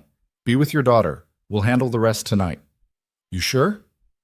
"The police will file their report. The forensic team starts Monday. Victor made his move. Now we make ours." She started the car. "Where do you live?" Mason gave her his address. She drove him across the city to a neighborhood that looked nothing like where they'd just been. Old buildings, cracked sidewalks, the McDonald's on the corner with the broken M. "This is me," Mason said when she pulled up. Scarlett looked at the building, at the graffiti on the wall, at Mrs. Chen visible through a window watching TV. "You've been living here while working nights?" "For 6 years. And raising a daughter. Her name's Lily." Scarlett nodded slowly. "Go, spend time with her. Tomorrow we figure out how to beat Victor." Mason got out, grabbed McDonald's from the corner. Chicken nuggets and fries that were probably cold by now, but Lily wouldn't care. He climbed 3 flights of stairs and opened the door to find his daughter asleep on the couch, with Mrs. Chen snoring beside her. Lily's hair was messy. Her dinosaur blanket had fallen on the floor. She looked exactly like her mother used to look when she slept. Mason picked up the blanket and covered her. Lily's eyes opened. "Daddy?" "Hey, baby. You came home." "I promised." "You brought McDonald's?" "In the bag." She sat up, rubbed her eyes. "Mrs. Chen said you got a real job now." "Yeah, I did." "Does that mean we're not poor anymore?" Mason's chest tightened. "It means things might get better, eventually." "Good, because Sophie says poor people are sad and I don't want you to be sad." "I'm not sad, sweetheart." "Promise?" Mason pulled her close. "Promise." They ate cold chicken nuggets together while Mrs. Chen woke up and collected her money and shuffled back to 4B. Lily talked about school and her friend Sophie and how the teacher said she was good at math. Mason listened and tried not to think about Victor or the board or the forensic review that would decide his future. For 20 minutes, he was just a dad eating McDonald's with his daughter. Then Lily fell asleep again, and Mason carried her to their shared bed and tucked her in. He sat in the dark apartment staring at his phone, at the recording of Victor, at the evidence that wasn't quite enough. His phone buzzed. "Scarlett, police filed the report. Won't lead to charges, but it's documented. Get some sleep. Tomorrow we start preparing for the forensic review." Mason texted back, "Thank you for everything." "Don't thank me yet. We haven't won. But we're fighting. That's more than I've been able to do in 7 years. 3 dots appeared, disappeared, appeared again. "Get some sleep, Mason. Monday, we prove you're right about everything." Mason put his phone down and lay beside his daughter in a bed that was too small for both of them in an apartment that cost too much for what it was.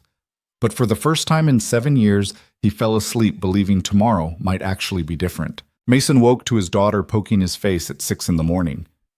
"Daddy, you're still here." He opened his eyes. Lily was inches from his nose, examining him like he might disappear if she looked away.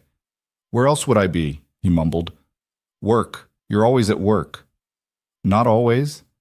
"Almost always." She climbed over him to get out of bed. "Mrs. Chen says your new job is important. Is it?" Mason sat up, His back ached from the terrible mattress. His head pounded from 3 hours of sleep. Yeah, baby, it's important.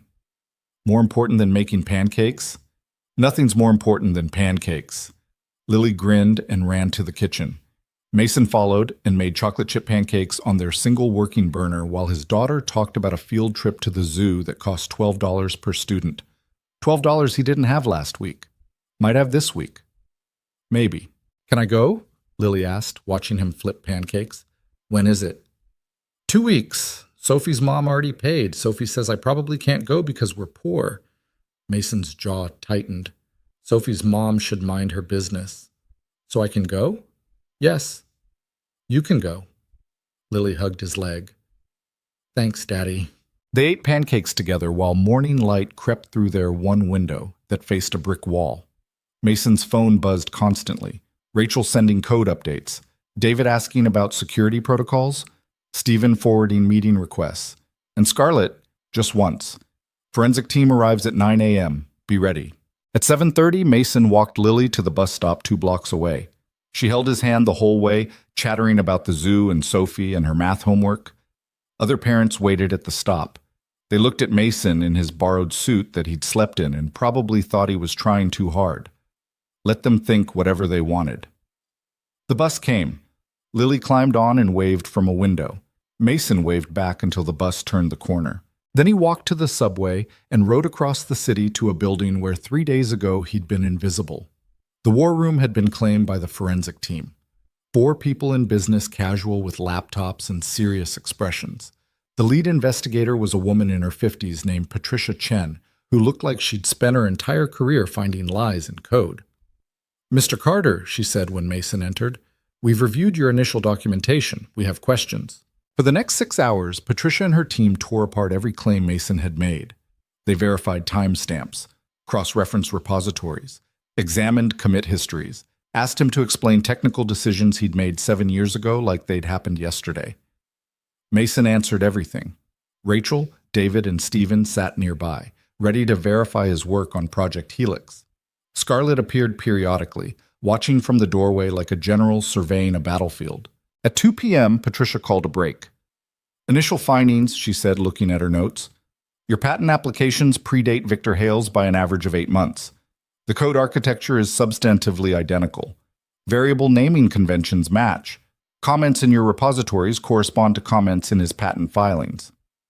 So I'm right, Mason said. So far, the evidence supports your claims. But we're not done. We need to interview Mr. Hale, review his documentation, examine his version of events. He'll lie. Probably, but we'll know if he does. Patricia closed her laptop.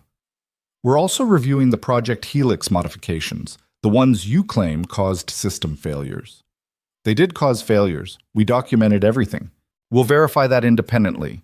If your fixes work and his modifications don't, that supports incompetence. If we find evidence you sabotaged his code to make yourself look better, that's fraud. Rachel stood up. We can prove every fix we made. The testing logs are clean. The code speaks for itself. Code can be manipulated, Patricia said. Logs can be fabricated. We verify everything.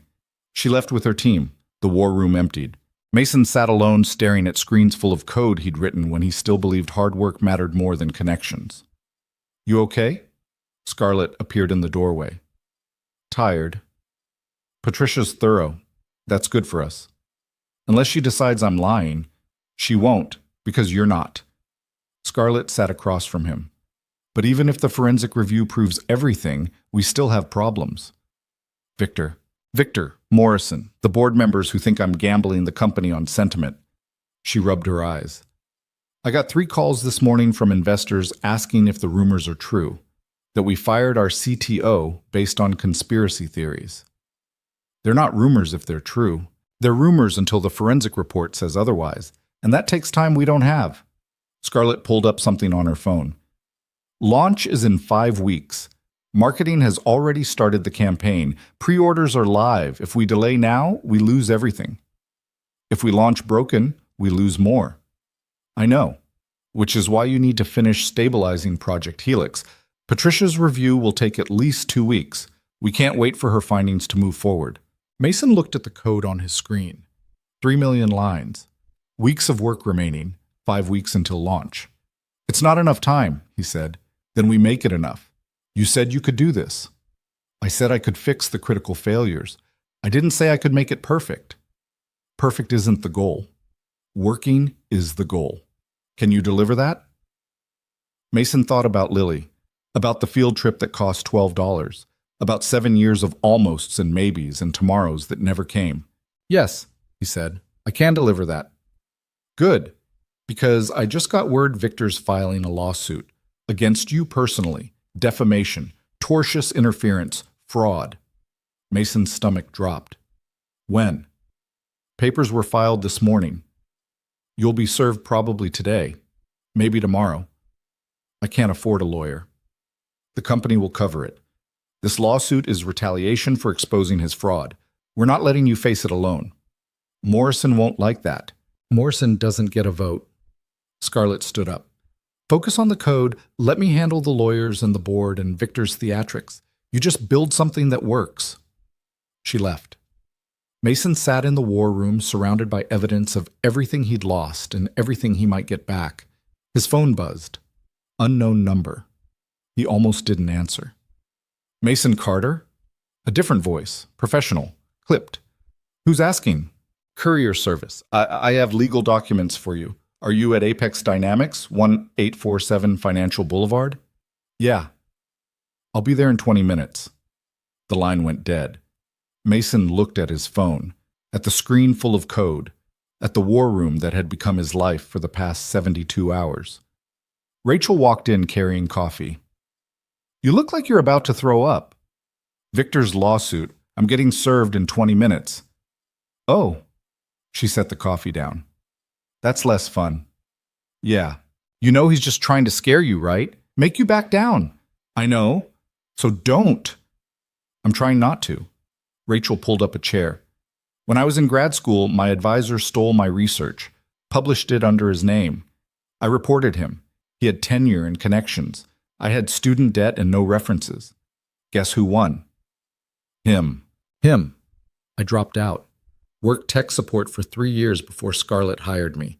I spent those 3 years thinking I should have stayed quiet, should have let him win. Rachel looked at Mason. Then I met you and watched you fix in one night what we couldn't fix in 9 weeks. And I realized something. What? Sometimes the person who got screwed is actually the person who deserved to win. Sometimes fighting back isn't stupid. It's just late. She stood up. So get served. Get sued.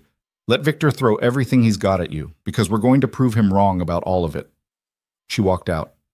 Mason sat with her words echoing in his head until a courier in a uniform arrived, with an envelope that probably weighed 3 ounces and felt like 1,000 pounds. Mason Carter? That's me. Sign here. Mason signed, took the envelope. The courier left. Inside was a lawsuit claiming Mason had defamed Victor Hale, interfered with his business relationships, and committed fraud by fabricating evidence. It demanded $2 million in damages plus legal fees plus a public retraction of all statements. $2 million. Mason laughed. Actually laughed. Because he had $1,700 in his checking account and a 6-year-old who needed $12 for a field trip. $2 million was so absurd it wrapped back around to funny. His phone rang. Scarlett. You got served, she said. How'd you know? Victor's lawyer called to gloat. I'm forwarding you to our legal team. They'll handle it. Scarlett, I can't ask you to... You're not asking. I'm offering. This lawsuit is corporate warfare dressed up as personal grievance. We treat it like what it is. Thank you. Thank me by finishing Project Helix. She hung up. Mason looked at the lawsuit, at the screens full of code, at a future that was either about to open up or collapse completely. Then he got to work. The next 12 days blurred together. Mason rewrote core systems while Patricia's team investigated in the background. He worked 16-hour days, went home long enough to make Lily dinner and help with homework, slept 4 hours, came back and did it again. Rachel, David, and Stephen kept pace. They stopped going home entirely, set up cots in unused offices, showered in the executive gym, lived on coffee and takeout and the belief that what they were building mattered. Scarlett appeared at odd hours, 2 in the morning, 4 in the afternoon, always working, always on calls, fighting battles. Mason couldn't see with board members and investors and lawyers. On day 7, Patricia called Mason into a conference room. "We've completed the patent analysis," she said. "Your repositories prove prior invention. Victor's patents should never have been granted. We're recommending Apex file to have them invalidated." "And the Project Helix modifications?" "Catastrophic. His changes would have caused exactly the failures you described. Your fixes were necessary and correct." Patricia looked at him over her glasses. "You were right about everything." Mason felt something release in his chest. "So what happens now?" "Now we finish the investigation. Interview more witnesses, build an airtight case, then we present findings to the board." She paused. "But unofficially, you won. Victor Hale's career at Apex is over." Mason left the conference room and found Scarlett in her office on a phone call that sounded like an argument. She saw him and held up one finger. "I don't care what Morrison thinks," she said into the phone. "The forensic evidence is clear. Victor goes. End of discussion." She listened. "Then let him call a vote. I'll win." She hung up and looked at Mason. "Patricia told you?" "Yeah." "Good. Because we need to accelerate the timeline. Victor knows the investigation is going badly. He's getting desperate." "How desperate?" "He's shopping the stolen code to competitors. We've had 3 inquiries in the past week from companies that shouldn't know Project Helix exists." Mason's hands clenched. "He's selling it. Trying to. So far nobody's buying. But if he finds the right buyer before we launch, they could beat us to market with our own product. Can we stop him?" "Legally. We're filing injunctions. But that takes time. Realistically, we beat him by launching first." Scarlett pulled up a calendar. "We've got 23 days. Can Project Helix be ready?" Mason thought about the remaining work. The testing needed. The bugs still hiding in code they hadn't stress tested. "It'll be tight," he said. "That's not an answer." "Then yes, it'll be ready." "Good. Because I'm scheduling the final board presentation for 3 days before launch. You're going to demonstrate a fully functional system, prove we can deliver, prove Victor was wrong." She looked at him. "Can you handle that? Do I have a choice?" "No, but I'm asking anyway." Mason smiled despite himself. "Yeah, I can handle it." Over the next 2 weeks, the war room became the center of Mason's universe. They ran tests 24 hours a day, found bugs, fixed them, found more, fixed those. The system slowly stabilized like a patient coming out of a coma. Rachel worked beside Mason most nights, debugging algorithms at 3 in the morning while eating cold pizza. They didn't talk much, didn't need to, just passed code back and forth like jazz musicians trading solos. "You know what's weird?" she said one night. "What?" "A month ago I was bored, doing maintenance work on Victor's mess, counting days until I could quit." She pulled up a particularly elegant fix Mason had written. "Now I'm excited to come to work. Haven't felt that since grad school. Before your advisor screwed you." "Yeah. Before that." Rachel smiled. "Thanks for that, by the way." "For what?" "Reminding me why I got into this, before the politics and the backstabbing, when it was just about building something that worked." Mason looked at the code on his screen, at the system they'd rebuilt from broken pieces. "Yeah, I needed that reminder too." On day 19, Lily's field trip happened. Mason took the morning off, the first time he'd left the building during daylight hours in 2 weeks. He met her class at the zoo and spent 4 hours watching his daughter point at elephants and lions and penguins like each one was a miracle. Sophie's mom was there. She looked at Mason like she smelled something rotten. "I didn't think you'd make it," she said. "Lily said you've been working a lot." "I made time." "Must be nice, having a flexible schedule." Mason didn't take the bait, just smiled and walked away. At the penguin exhibit, Lily grabbed his hand. "Sophie's mom is mean." "Yeah, she is." "Why?" "Some people are mean because they're unhappy. Some people are just mean." "Which one is she?" "Both, probably." Lily thought about that. "Are you happy, Daddy?" Mason looked at his daughter, at the zoo around them, at a life that was still hard, but maybe getting less hard. "Yeah, baby, I think I am." That night he returned to Apex and worked until 4 in the morning. Scarlett found him asleep at his desk at 6 and threw a blanket over him without waking him up. When Mason woke at 8, there was a note.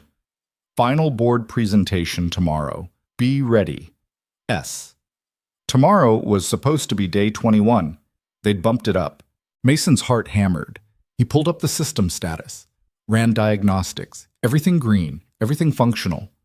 But was it enough? Rachel appeared with coffee. You see Scarlett's note? Yeah. We ready? Mason ran another diagnostic, checked error logs, scanned performance metrics. I think so, he said. You think or you know? I know we've done everything we can. I know the system works. I know it's better than anything Victor built. He looked at her. But I also know boards don't care about better. They care about safe. Then we show them safe.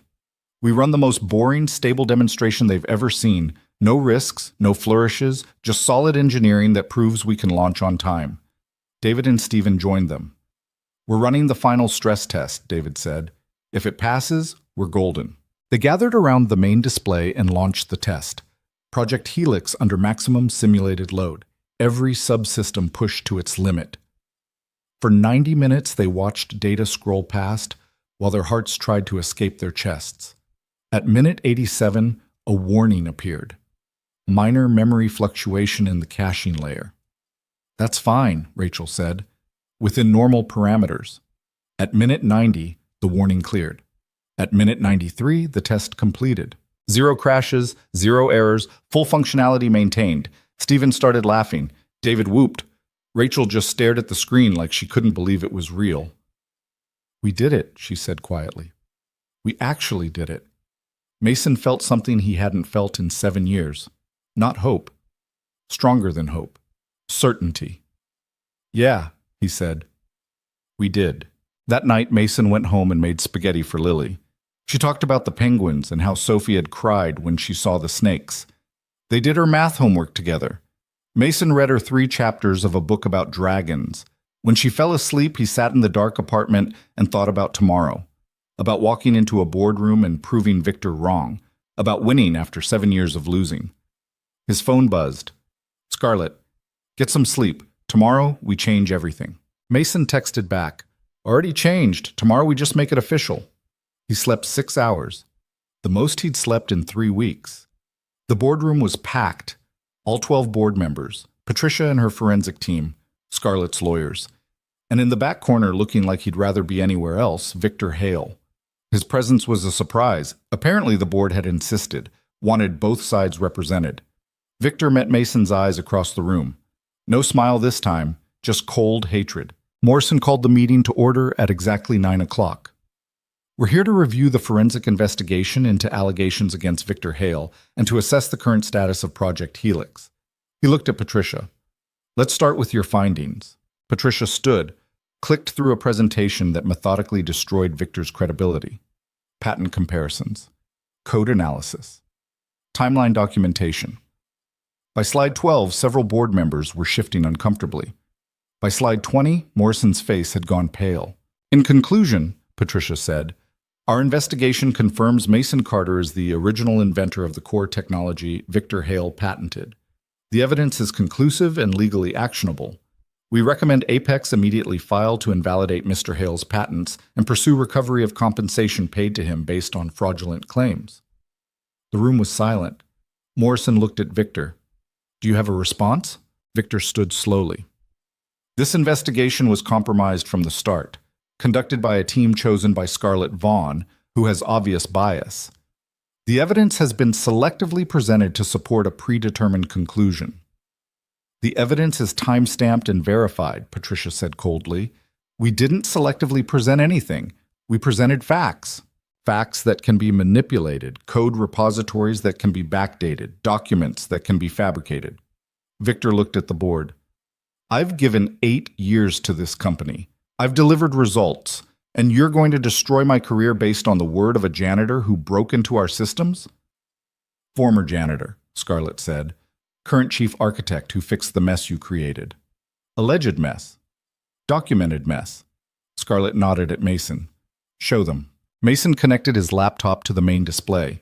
Project Helix loaded on screen. Green across the board. 3 weeks ago, Mason said, this system was crashing every 11 minutes.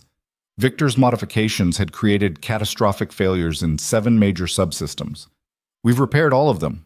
The system has been stable for 19 days.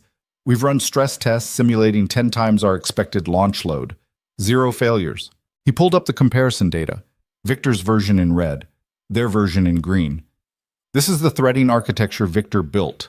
It parallelized sequential operations, guaranteed data corruption under load, and made debugging impossible. Mason switched to his rewrite. This is the corrected version.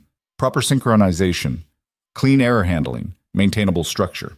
He walked them through each fix, each improvement, each place where Victor's incompetence had nearly destroyed the company. Board members asked questions. Mason answered them, clearly, confidently, like he'd been presenting to boards his entire life instead of emptying their trash cans. When he finished, Morrison was quiet for a long moment. "Mr. Hale," he said finally, "do you have technical rebuttals to these claims?" Victor stood. "The modifications I made were standard optimizations. Any competent engineer would recognize." "Explain the threading implementation," Mason interrupted. "Walk us through your technical reasoning." Victor's jaw tightened. "I don't need to justify my engineering decisions to you." "You do if you want to keep your job." "I don't have to prove anything. My record speaks for itself." "Your record is based on stolen work," Rachel said from the side of the room. "And when you actually had to engineer something yourself, you failed, repeatedly." Victor turned on her. "You don't know what you're talking about, don't I?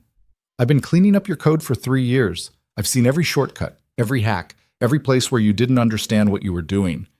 Rachel pulled out her laptop. "Want me to walk the board through the memory leaks you introduced? The security vulnerabilities? The database queries so inefficient they'd bring the system to its knees?" "This is character assassination. This is evidence." Scarlett stood. "And I'm calling for a vote. Victor Hale is terminated for cause. Fraudulent patent claims, incompetent engineering, attempted theft of proprietary code, all documented, all verified." Morrison looked around the table. "Discussion?" The sharp-eyed woman raised her hand. "I move we accept the forensic findings and terminate Mr. Hale's employment, effective immediately." "Second," another board member said. "All in favor?" 10 hands went up. 2 abstained, Morrison and 1 other. Nobody voted against. Motion carries. Morrison looked at Victor. "You're terminated. Security will escort you out. You'll receive severance as outlined in your contract, pending legal proceedings regarding the fraud allegations." Victor's face went red. "This is a mistake. All of you will regret this." "The only mistake," Scarlett said quietly, "was trusting you in the first place." Security appeared at the door. Victor walked out with his head high and his career in ruins. The door closed. Morrison turned to Mason. "You're the permanent chief architect, effective immediately. Rachel Chen is promoted to director of engineering. Report to Miss Vaughn." Rachel's eyes went wide. Mason couldn't help but smile. "Project Helix launches in 18 days, Morrison continued. "Can you deliver?" "Yes," Mason said. "You're certain?" "Completely." Morrison nodded. "Then this meeting is adjourned." The board filed out. Patricia and her team left with promises to send final documentation. Soon it was just Scarlett, Mason, Rachel, David, and Stephen. "Well," Rachel said, "that happened." "That happened," Scarlett agreed. She looked exhausted and relieved, and something else Mason couldn't quite name. David was grinning. "We just fired the CTO and promoted the janitor. This is the best thing that's ever happened." "Former janitor," Mason corrected. "Right. Current chief architect who's about to launch the biggest product in company history." David shook his head. "Man, what a month." Stephen clapped Mason on the shoulder. "Drinks tonight? Actual celebration?" Mason thought about it. About Lily waiting at home. About Mrs. Chen charging $60 he now could actually afford. "Rain check," he said. "I need to tell my daughter her dad just got a real job." "Fair enough." They walked out together. Down the hallway where Mason used to push a cleaning cart. Past offices where people now nodded at him instead of looking through him. Into an elevator where he pressed the button for the executive floor instead of the basement. Scarlett rode down with him to the lobby. "Thank you," Mason said as the doors opened. "For what?" "For trusting me, when you had no reason to." Scarlett smiled. "I had plenty of reasons. You were right. You were capable. and you gave me a way to fix a company that was breaking. She paused. But you're welcome anyway. Mason walked out into afternoon sunlight. The city looked the same as always, same traffic, same crowds, same broken sidewalks, but everything felt different. He took the subway home, climbed 3 flights of stairs, opened the door to find Lily doing homework at their tiny table. "Daddy!" She jumped up. "You're home early. I wanted to tell you something." "What?" "I'm not a janitor anymore. I'm chief architect at Apex Dynamics. It's an important job. It pays real money, and it means things are going to get better." Lily processed this. "Does that mean we can move?" "Eventually. Maybe." "Does that mean I can get new shoes?" "Definitely." "Does that mean chocolate chip pancakes whenever I want?" Mason laughed. "Let's not get crazy." Lily hugged him tight. "I'm proud of you, Daddy." Mason's throat tightened. "Thanks, baby." That night they ate pizza from the good place instead of the cheap place. Lily talked about her math test and her friend Sophie and how the teacher said she might skip a grade. Mason listened and realized this was what winning felt like. Not the boardroom, not the title, not even defeating Victor. This, right here. His daughter happy and fed and believing her father could do impossible things. His phone buzzed one last time. Scarlett. 18 days? Don't screw it up. Mason smiled and texted back. Wouldn't dream of it. The 18 days before launch passed like a fever dream. Mason moved through them in a haze of code reviews, system tests, and increasingly panicked meetings with marketing teams who kept asking if he was absolutely sure nothing would break. He wasn't absolutely sure of anything except that uncertainty was part of building something new. "You need to sound more confident," Scarlett told him after one particularly tense meeting with investors. "When you say probably and should work, they hear maybe and might explode. I'm an engineer, not a salesman. You're chief architect of a company launching a product in 11 days. That makes you both." Mason tried to be both. It didn't come naturally. He kept catching himself adding caveats and qualifiers, while marketing executives stared at him like he was deliberately trying to tank their jobs. Rachel started sitting in on his presentations to translate engineering honesty into corporate confidence. "What Mason means," she'd say after he'd explain a potential edge case scenario, "is that we've stress-tested extensively and the system performs within all acceptable parameters." "That's what I said." "You said theoretically stable under most conditions we've simulated. Not the same thing." Meanwhile, Victor's lawsuit ground forward in the background like a slow-moving disaster. Depositions were scheduled, discovery requests filed. Mason spent 4 hours with Apex's lawyers preparing testimony for a trial that might not happen for months. "He's trying to drag this out," the lead attorney explained. "A woman named Karen Reeves who charged $600 an hour and looked like she enjoyed crushing people professionally. Make it expensive, make it public, force a settlement." "I'm not settling." "Good, because we have him dead to rights on the patent fraud. The forensic evidence is bulletproof, but he knows if he can create enough noise, enough doubt, some of it sticks." "So what do we do?" "We launch Project Helix. We make it successful. We prove you're legitimate and he's desperate. Then we bury him." 6 days before launch, Lily's school called. She'd gotten in a fight with Sophie. Mason left a meeting about server infrastructure to pick her up from the principal's office. Lily sat in a chair too big for her with red eyes and crossed arms. "What happened?" Mason asked. "Sophie said you're a liar, that you don't really have an important job, that you're still just a janitor pretending." Mason's chest tightened. "What did you say?" "I said my daddy is chief architect, and he's launching a big project, and he's smarter than her dumb mom. Then I pushed her." "Lily, she was being mean." The principal, a tired woman in her 50s, looked at Mason over reading glasses. "We have a zero-tolerance policy for physical altercations." "I understand. It won't happen again." "See that it doesn't. Lily's suspended for the rest of the day." She paused. "For what it's worth, Sophie's mother has been saying some unkind things at pickup. I've spoken to her about it." Mason took Lily home. They sat on the couch together while she cried into his borrowed suit jacket that he now owned because Scarlett had told him to keep it. "I'm sorry I pushed her," Lily said. "I know. But she was lying about you." "She wasn't lying. She just didn't know the truth changed." Mason pulled her close. "A month ago I was a janitor. That was true. Now I'm not. That's also true. People don't always keep up with the truth when it changes fast. So I should have just let her say mean things? No, you should have told her she was wrong and walked away. Fighting doesn't prove you're right, it just proves you're angry. Lily thought about this. Are you angry? At the people who said mean things about you? Mason thought about Victor, about Morrison, about 7 years of people looking through him. Sometimes, he admitted. But being angry doesn't fix anything. Building something good fixes things. Proving you're capable fixes things. Anger just makes you tired. You sound like a teacher. I sound like someone who learned the hard way. They ordered Chinese food and watched a movie about talking animals. Lily fell asleep halfway through. Mason carried her to bed and returned to find Rachel had texted, "Crisis. Come back when you can." He called Mrs. Chen. She grumbled but agreed to come over. Mason took the subway back to Apex at 8 p.m. and found the war room in chaos. Load balancing is failing, David said without preamble. We're getting intermittent crashes under simulated peak traffic. Mason pulled up the logs. The system was stable under normal load but buckled when traffic spiked above a certain threshold. They'd tested this scenario. It had worked fine. What changed? He asked. Nothing. That's the problem. Same code, same configuration. It just started failing 2 hours ago. Mason dug into the architecture, found the bottleneck in the request routing layer.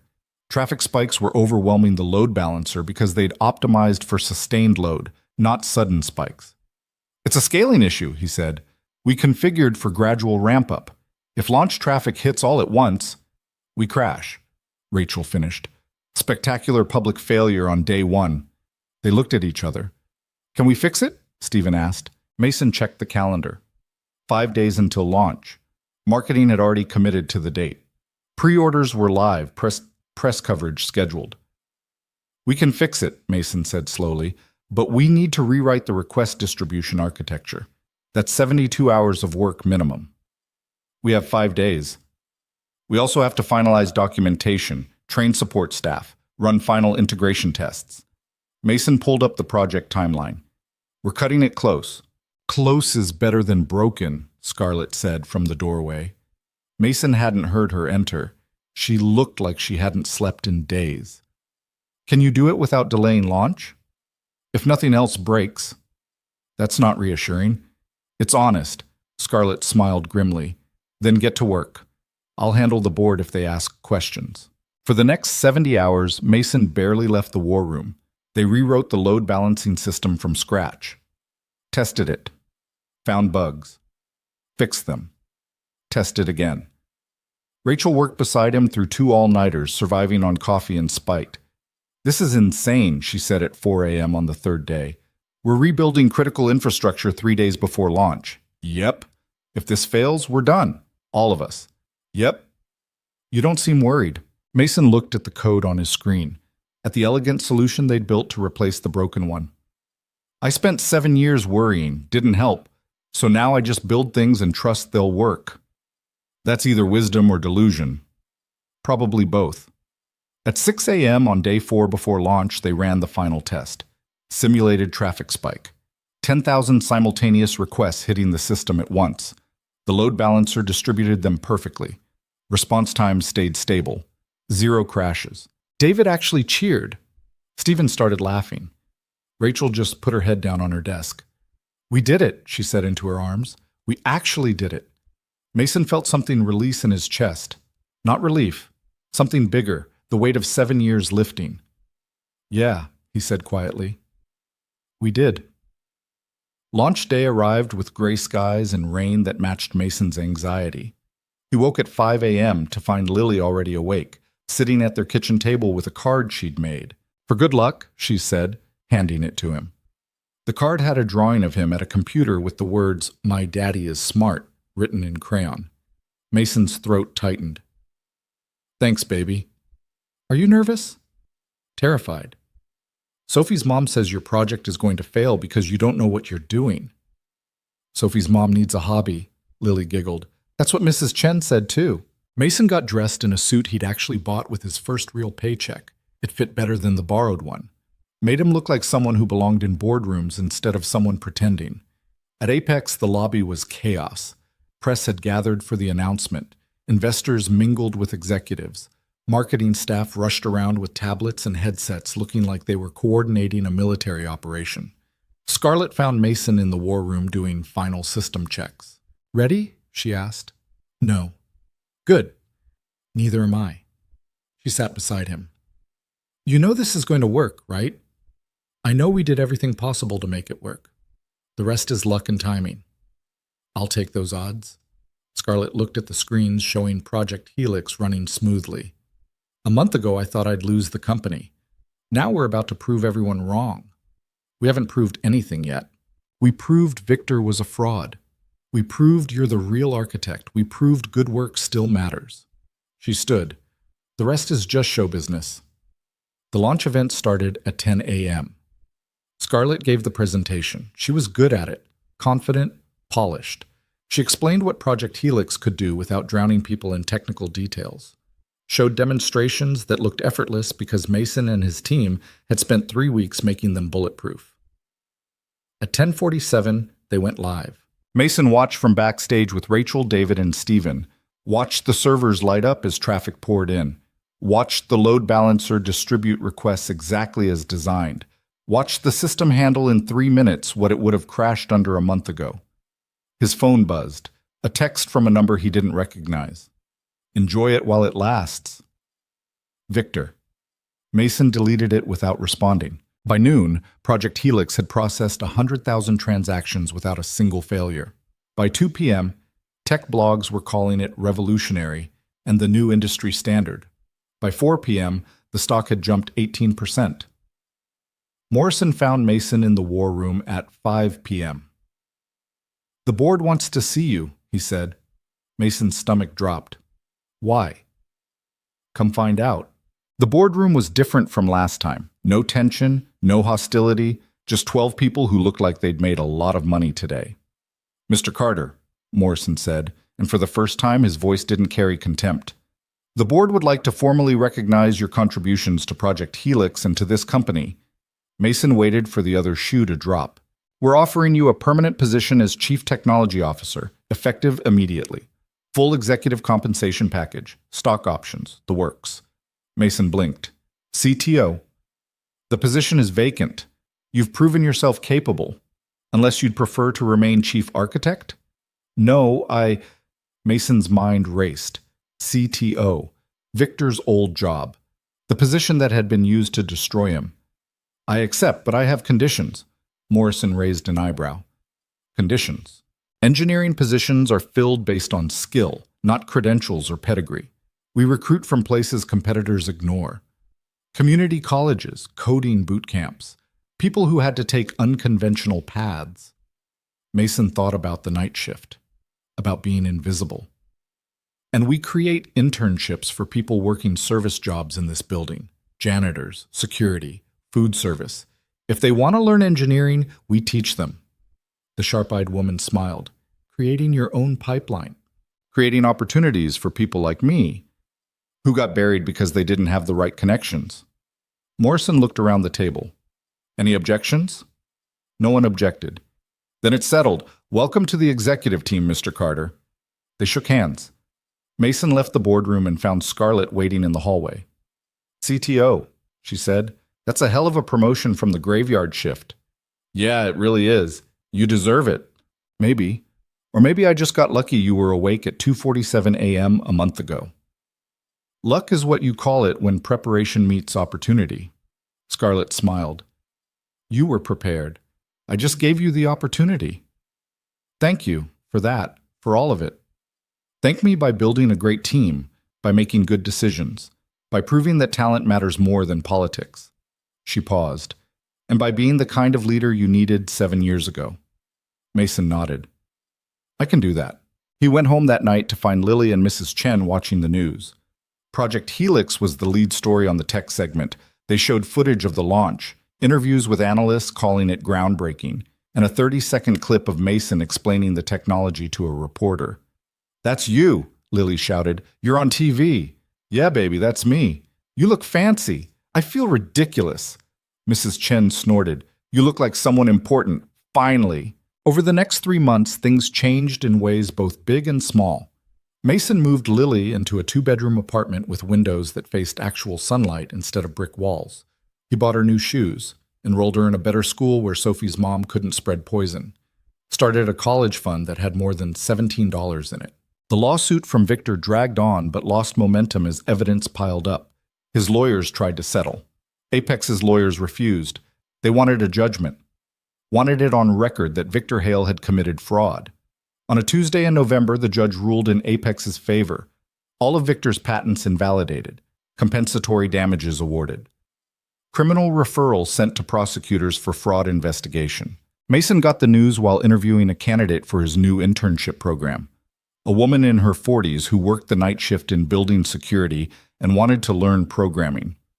"You have the job," he told her after 30 minutes of conversation. "Start next Monday." "Really?" Her eyes went wide. "Just like that?" "Just like that." "You're smart, you're motivated, you showed up, that's all I need." She left looking dazed and happy. Rachel stuck her head in. "Victor's toast," she said. "Judgment just posted, legal's opening champagne." Mason didn't feel like celebrating, just felt tired. 7 years of fighting compressed into 4 months of chaos. It was over. Victor had lost everything. Mason had won. It should feel better than it did. "You okay?" Rachel asked. "Yeah, just thinking." "About what?" "About how winning doesn't erase the 7 years I lost. Doesn't give me back the time with Lily. Doesn't undo the damage." Mason looked at his hands. "Victor destroyed my life. Now I've destroyed his. But that doesn't make me whole." "No," Rachel agreed. "But you built something new. That's better than whole. That's growth." Maybe she was right. Mason was still figuring out what came after winning, how to be the person he'd become instead of the person he'd been. 6 months after launch, Project Helix had 50 million users. A year later, it was the industry standard. Apex stock tripled. The company hired 300 new engineers. Mason personally interviewed every single one. He built the team he had always wanted, people from state schools and community colleges, career changers and late bloomers, a former teacher who'd learned to code at 40, a line cook who'd taught himself Python on YouTube, people who'd been invisible until someone looked close enough to see them. Rachel became his deputy. Together, they created an engineering culture that valued results over pedigree. They killed meetings that wasted time, eliminated approval chains that slowed work, let people solve problems instead of asking permission first. Morrison retired from the board. The sharp-eyed woman replaced him as chair. She and Scarlett ran the company like people who actually cared about building things instead of just extracting value. Victor disappeared from the industry entirely. Last Mason heard, he was working at a consulting firm in another state, using a different name, telling a different story. Mason didn't care, didn't follow his trajectory, just let him go and focused on building instead of destroying. On a Thursday afternoon, 2 years after he'd fixed Project Helix in 40 minutes, Mason stood in the Apex lobby watching the evening cleaning crew arrive for their shift. They pushed carts identical to the one he'd pushed, wore uniforms identical to the one he'd worn, moved through the building like ghosts nobody saw. Lily stood beside him, 8 years old now, taller, confident in ways he'd never been at her age. "Is that what you used to do?" she asked, pointing at a woman emptying trash cans. "Yeah, baby, that was my job." "Why?" "Because it was the only job I could get. Because I'd made mistakes, and people decided I didn't deserve better." "That's dumb." Mason smiled. "Yeah, it was." He walked over to the woman. She looked up, startled that an executive was talking to her. "What's your name?"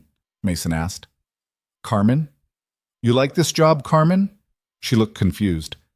"It's a job. It pays." "What would you rather be doing?" I don't know. I used to work in accounting before I lost my license. Made some mistakes with a client's books. Now, this is all I can get." Mason pulled out a business card. His card, Chief Technology Officer. "We have a financial systems opening, entry level, requires accounting knowledge. Interested?" Carmen stared at the card like it might bite her. "Is this a joke?" "No. Interview is Monday if you want it. Show up. Tell them I sent you. See what happens." He walked away before she could respond. Lily grabbed his hand. "Why'd you do that?" she asked. Because someone did it for me. Because people deserve second chances.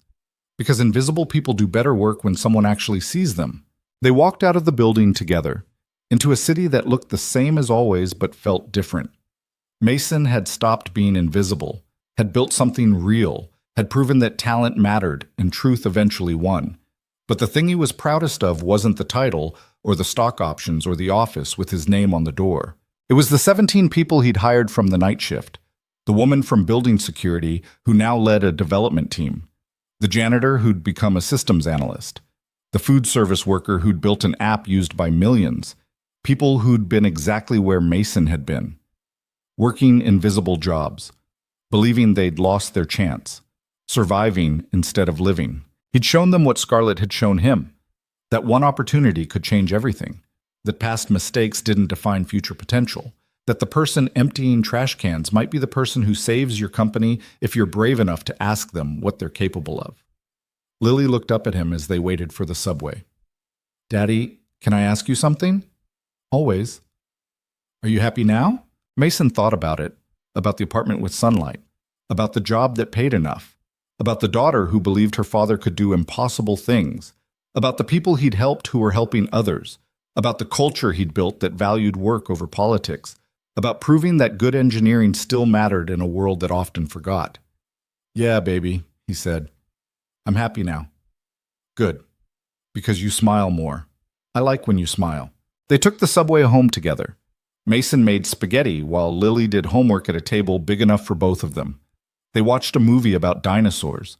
She fell asleep on the couch. Mason carried her to her own bedroom in an apartment where she didn't have to share his space, tucked her under covers that weren't worn thin, kissed her forehead, and whispered that he loved her. His phone buzzed. "Scarlett. Board meeting tomorrow. They want to discuss your proposal for the apprenticeship expansion." He texted back, "I'll be ready."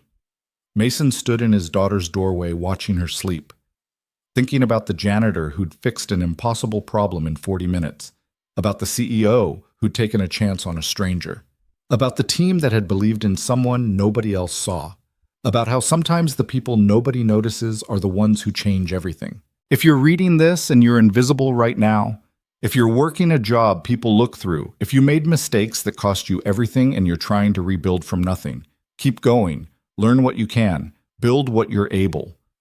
Be ready when someone finally sees you, because talent doesn't disappear just because people stop looking for it. It waits, it grows, it gets ready, and when the door finally opens, even just a crack, you push through it and prove you deserve to be there all along. Mason Carter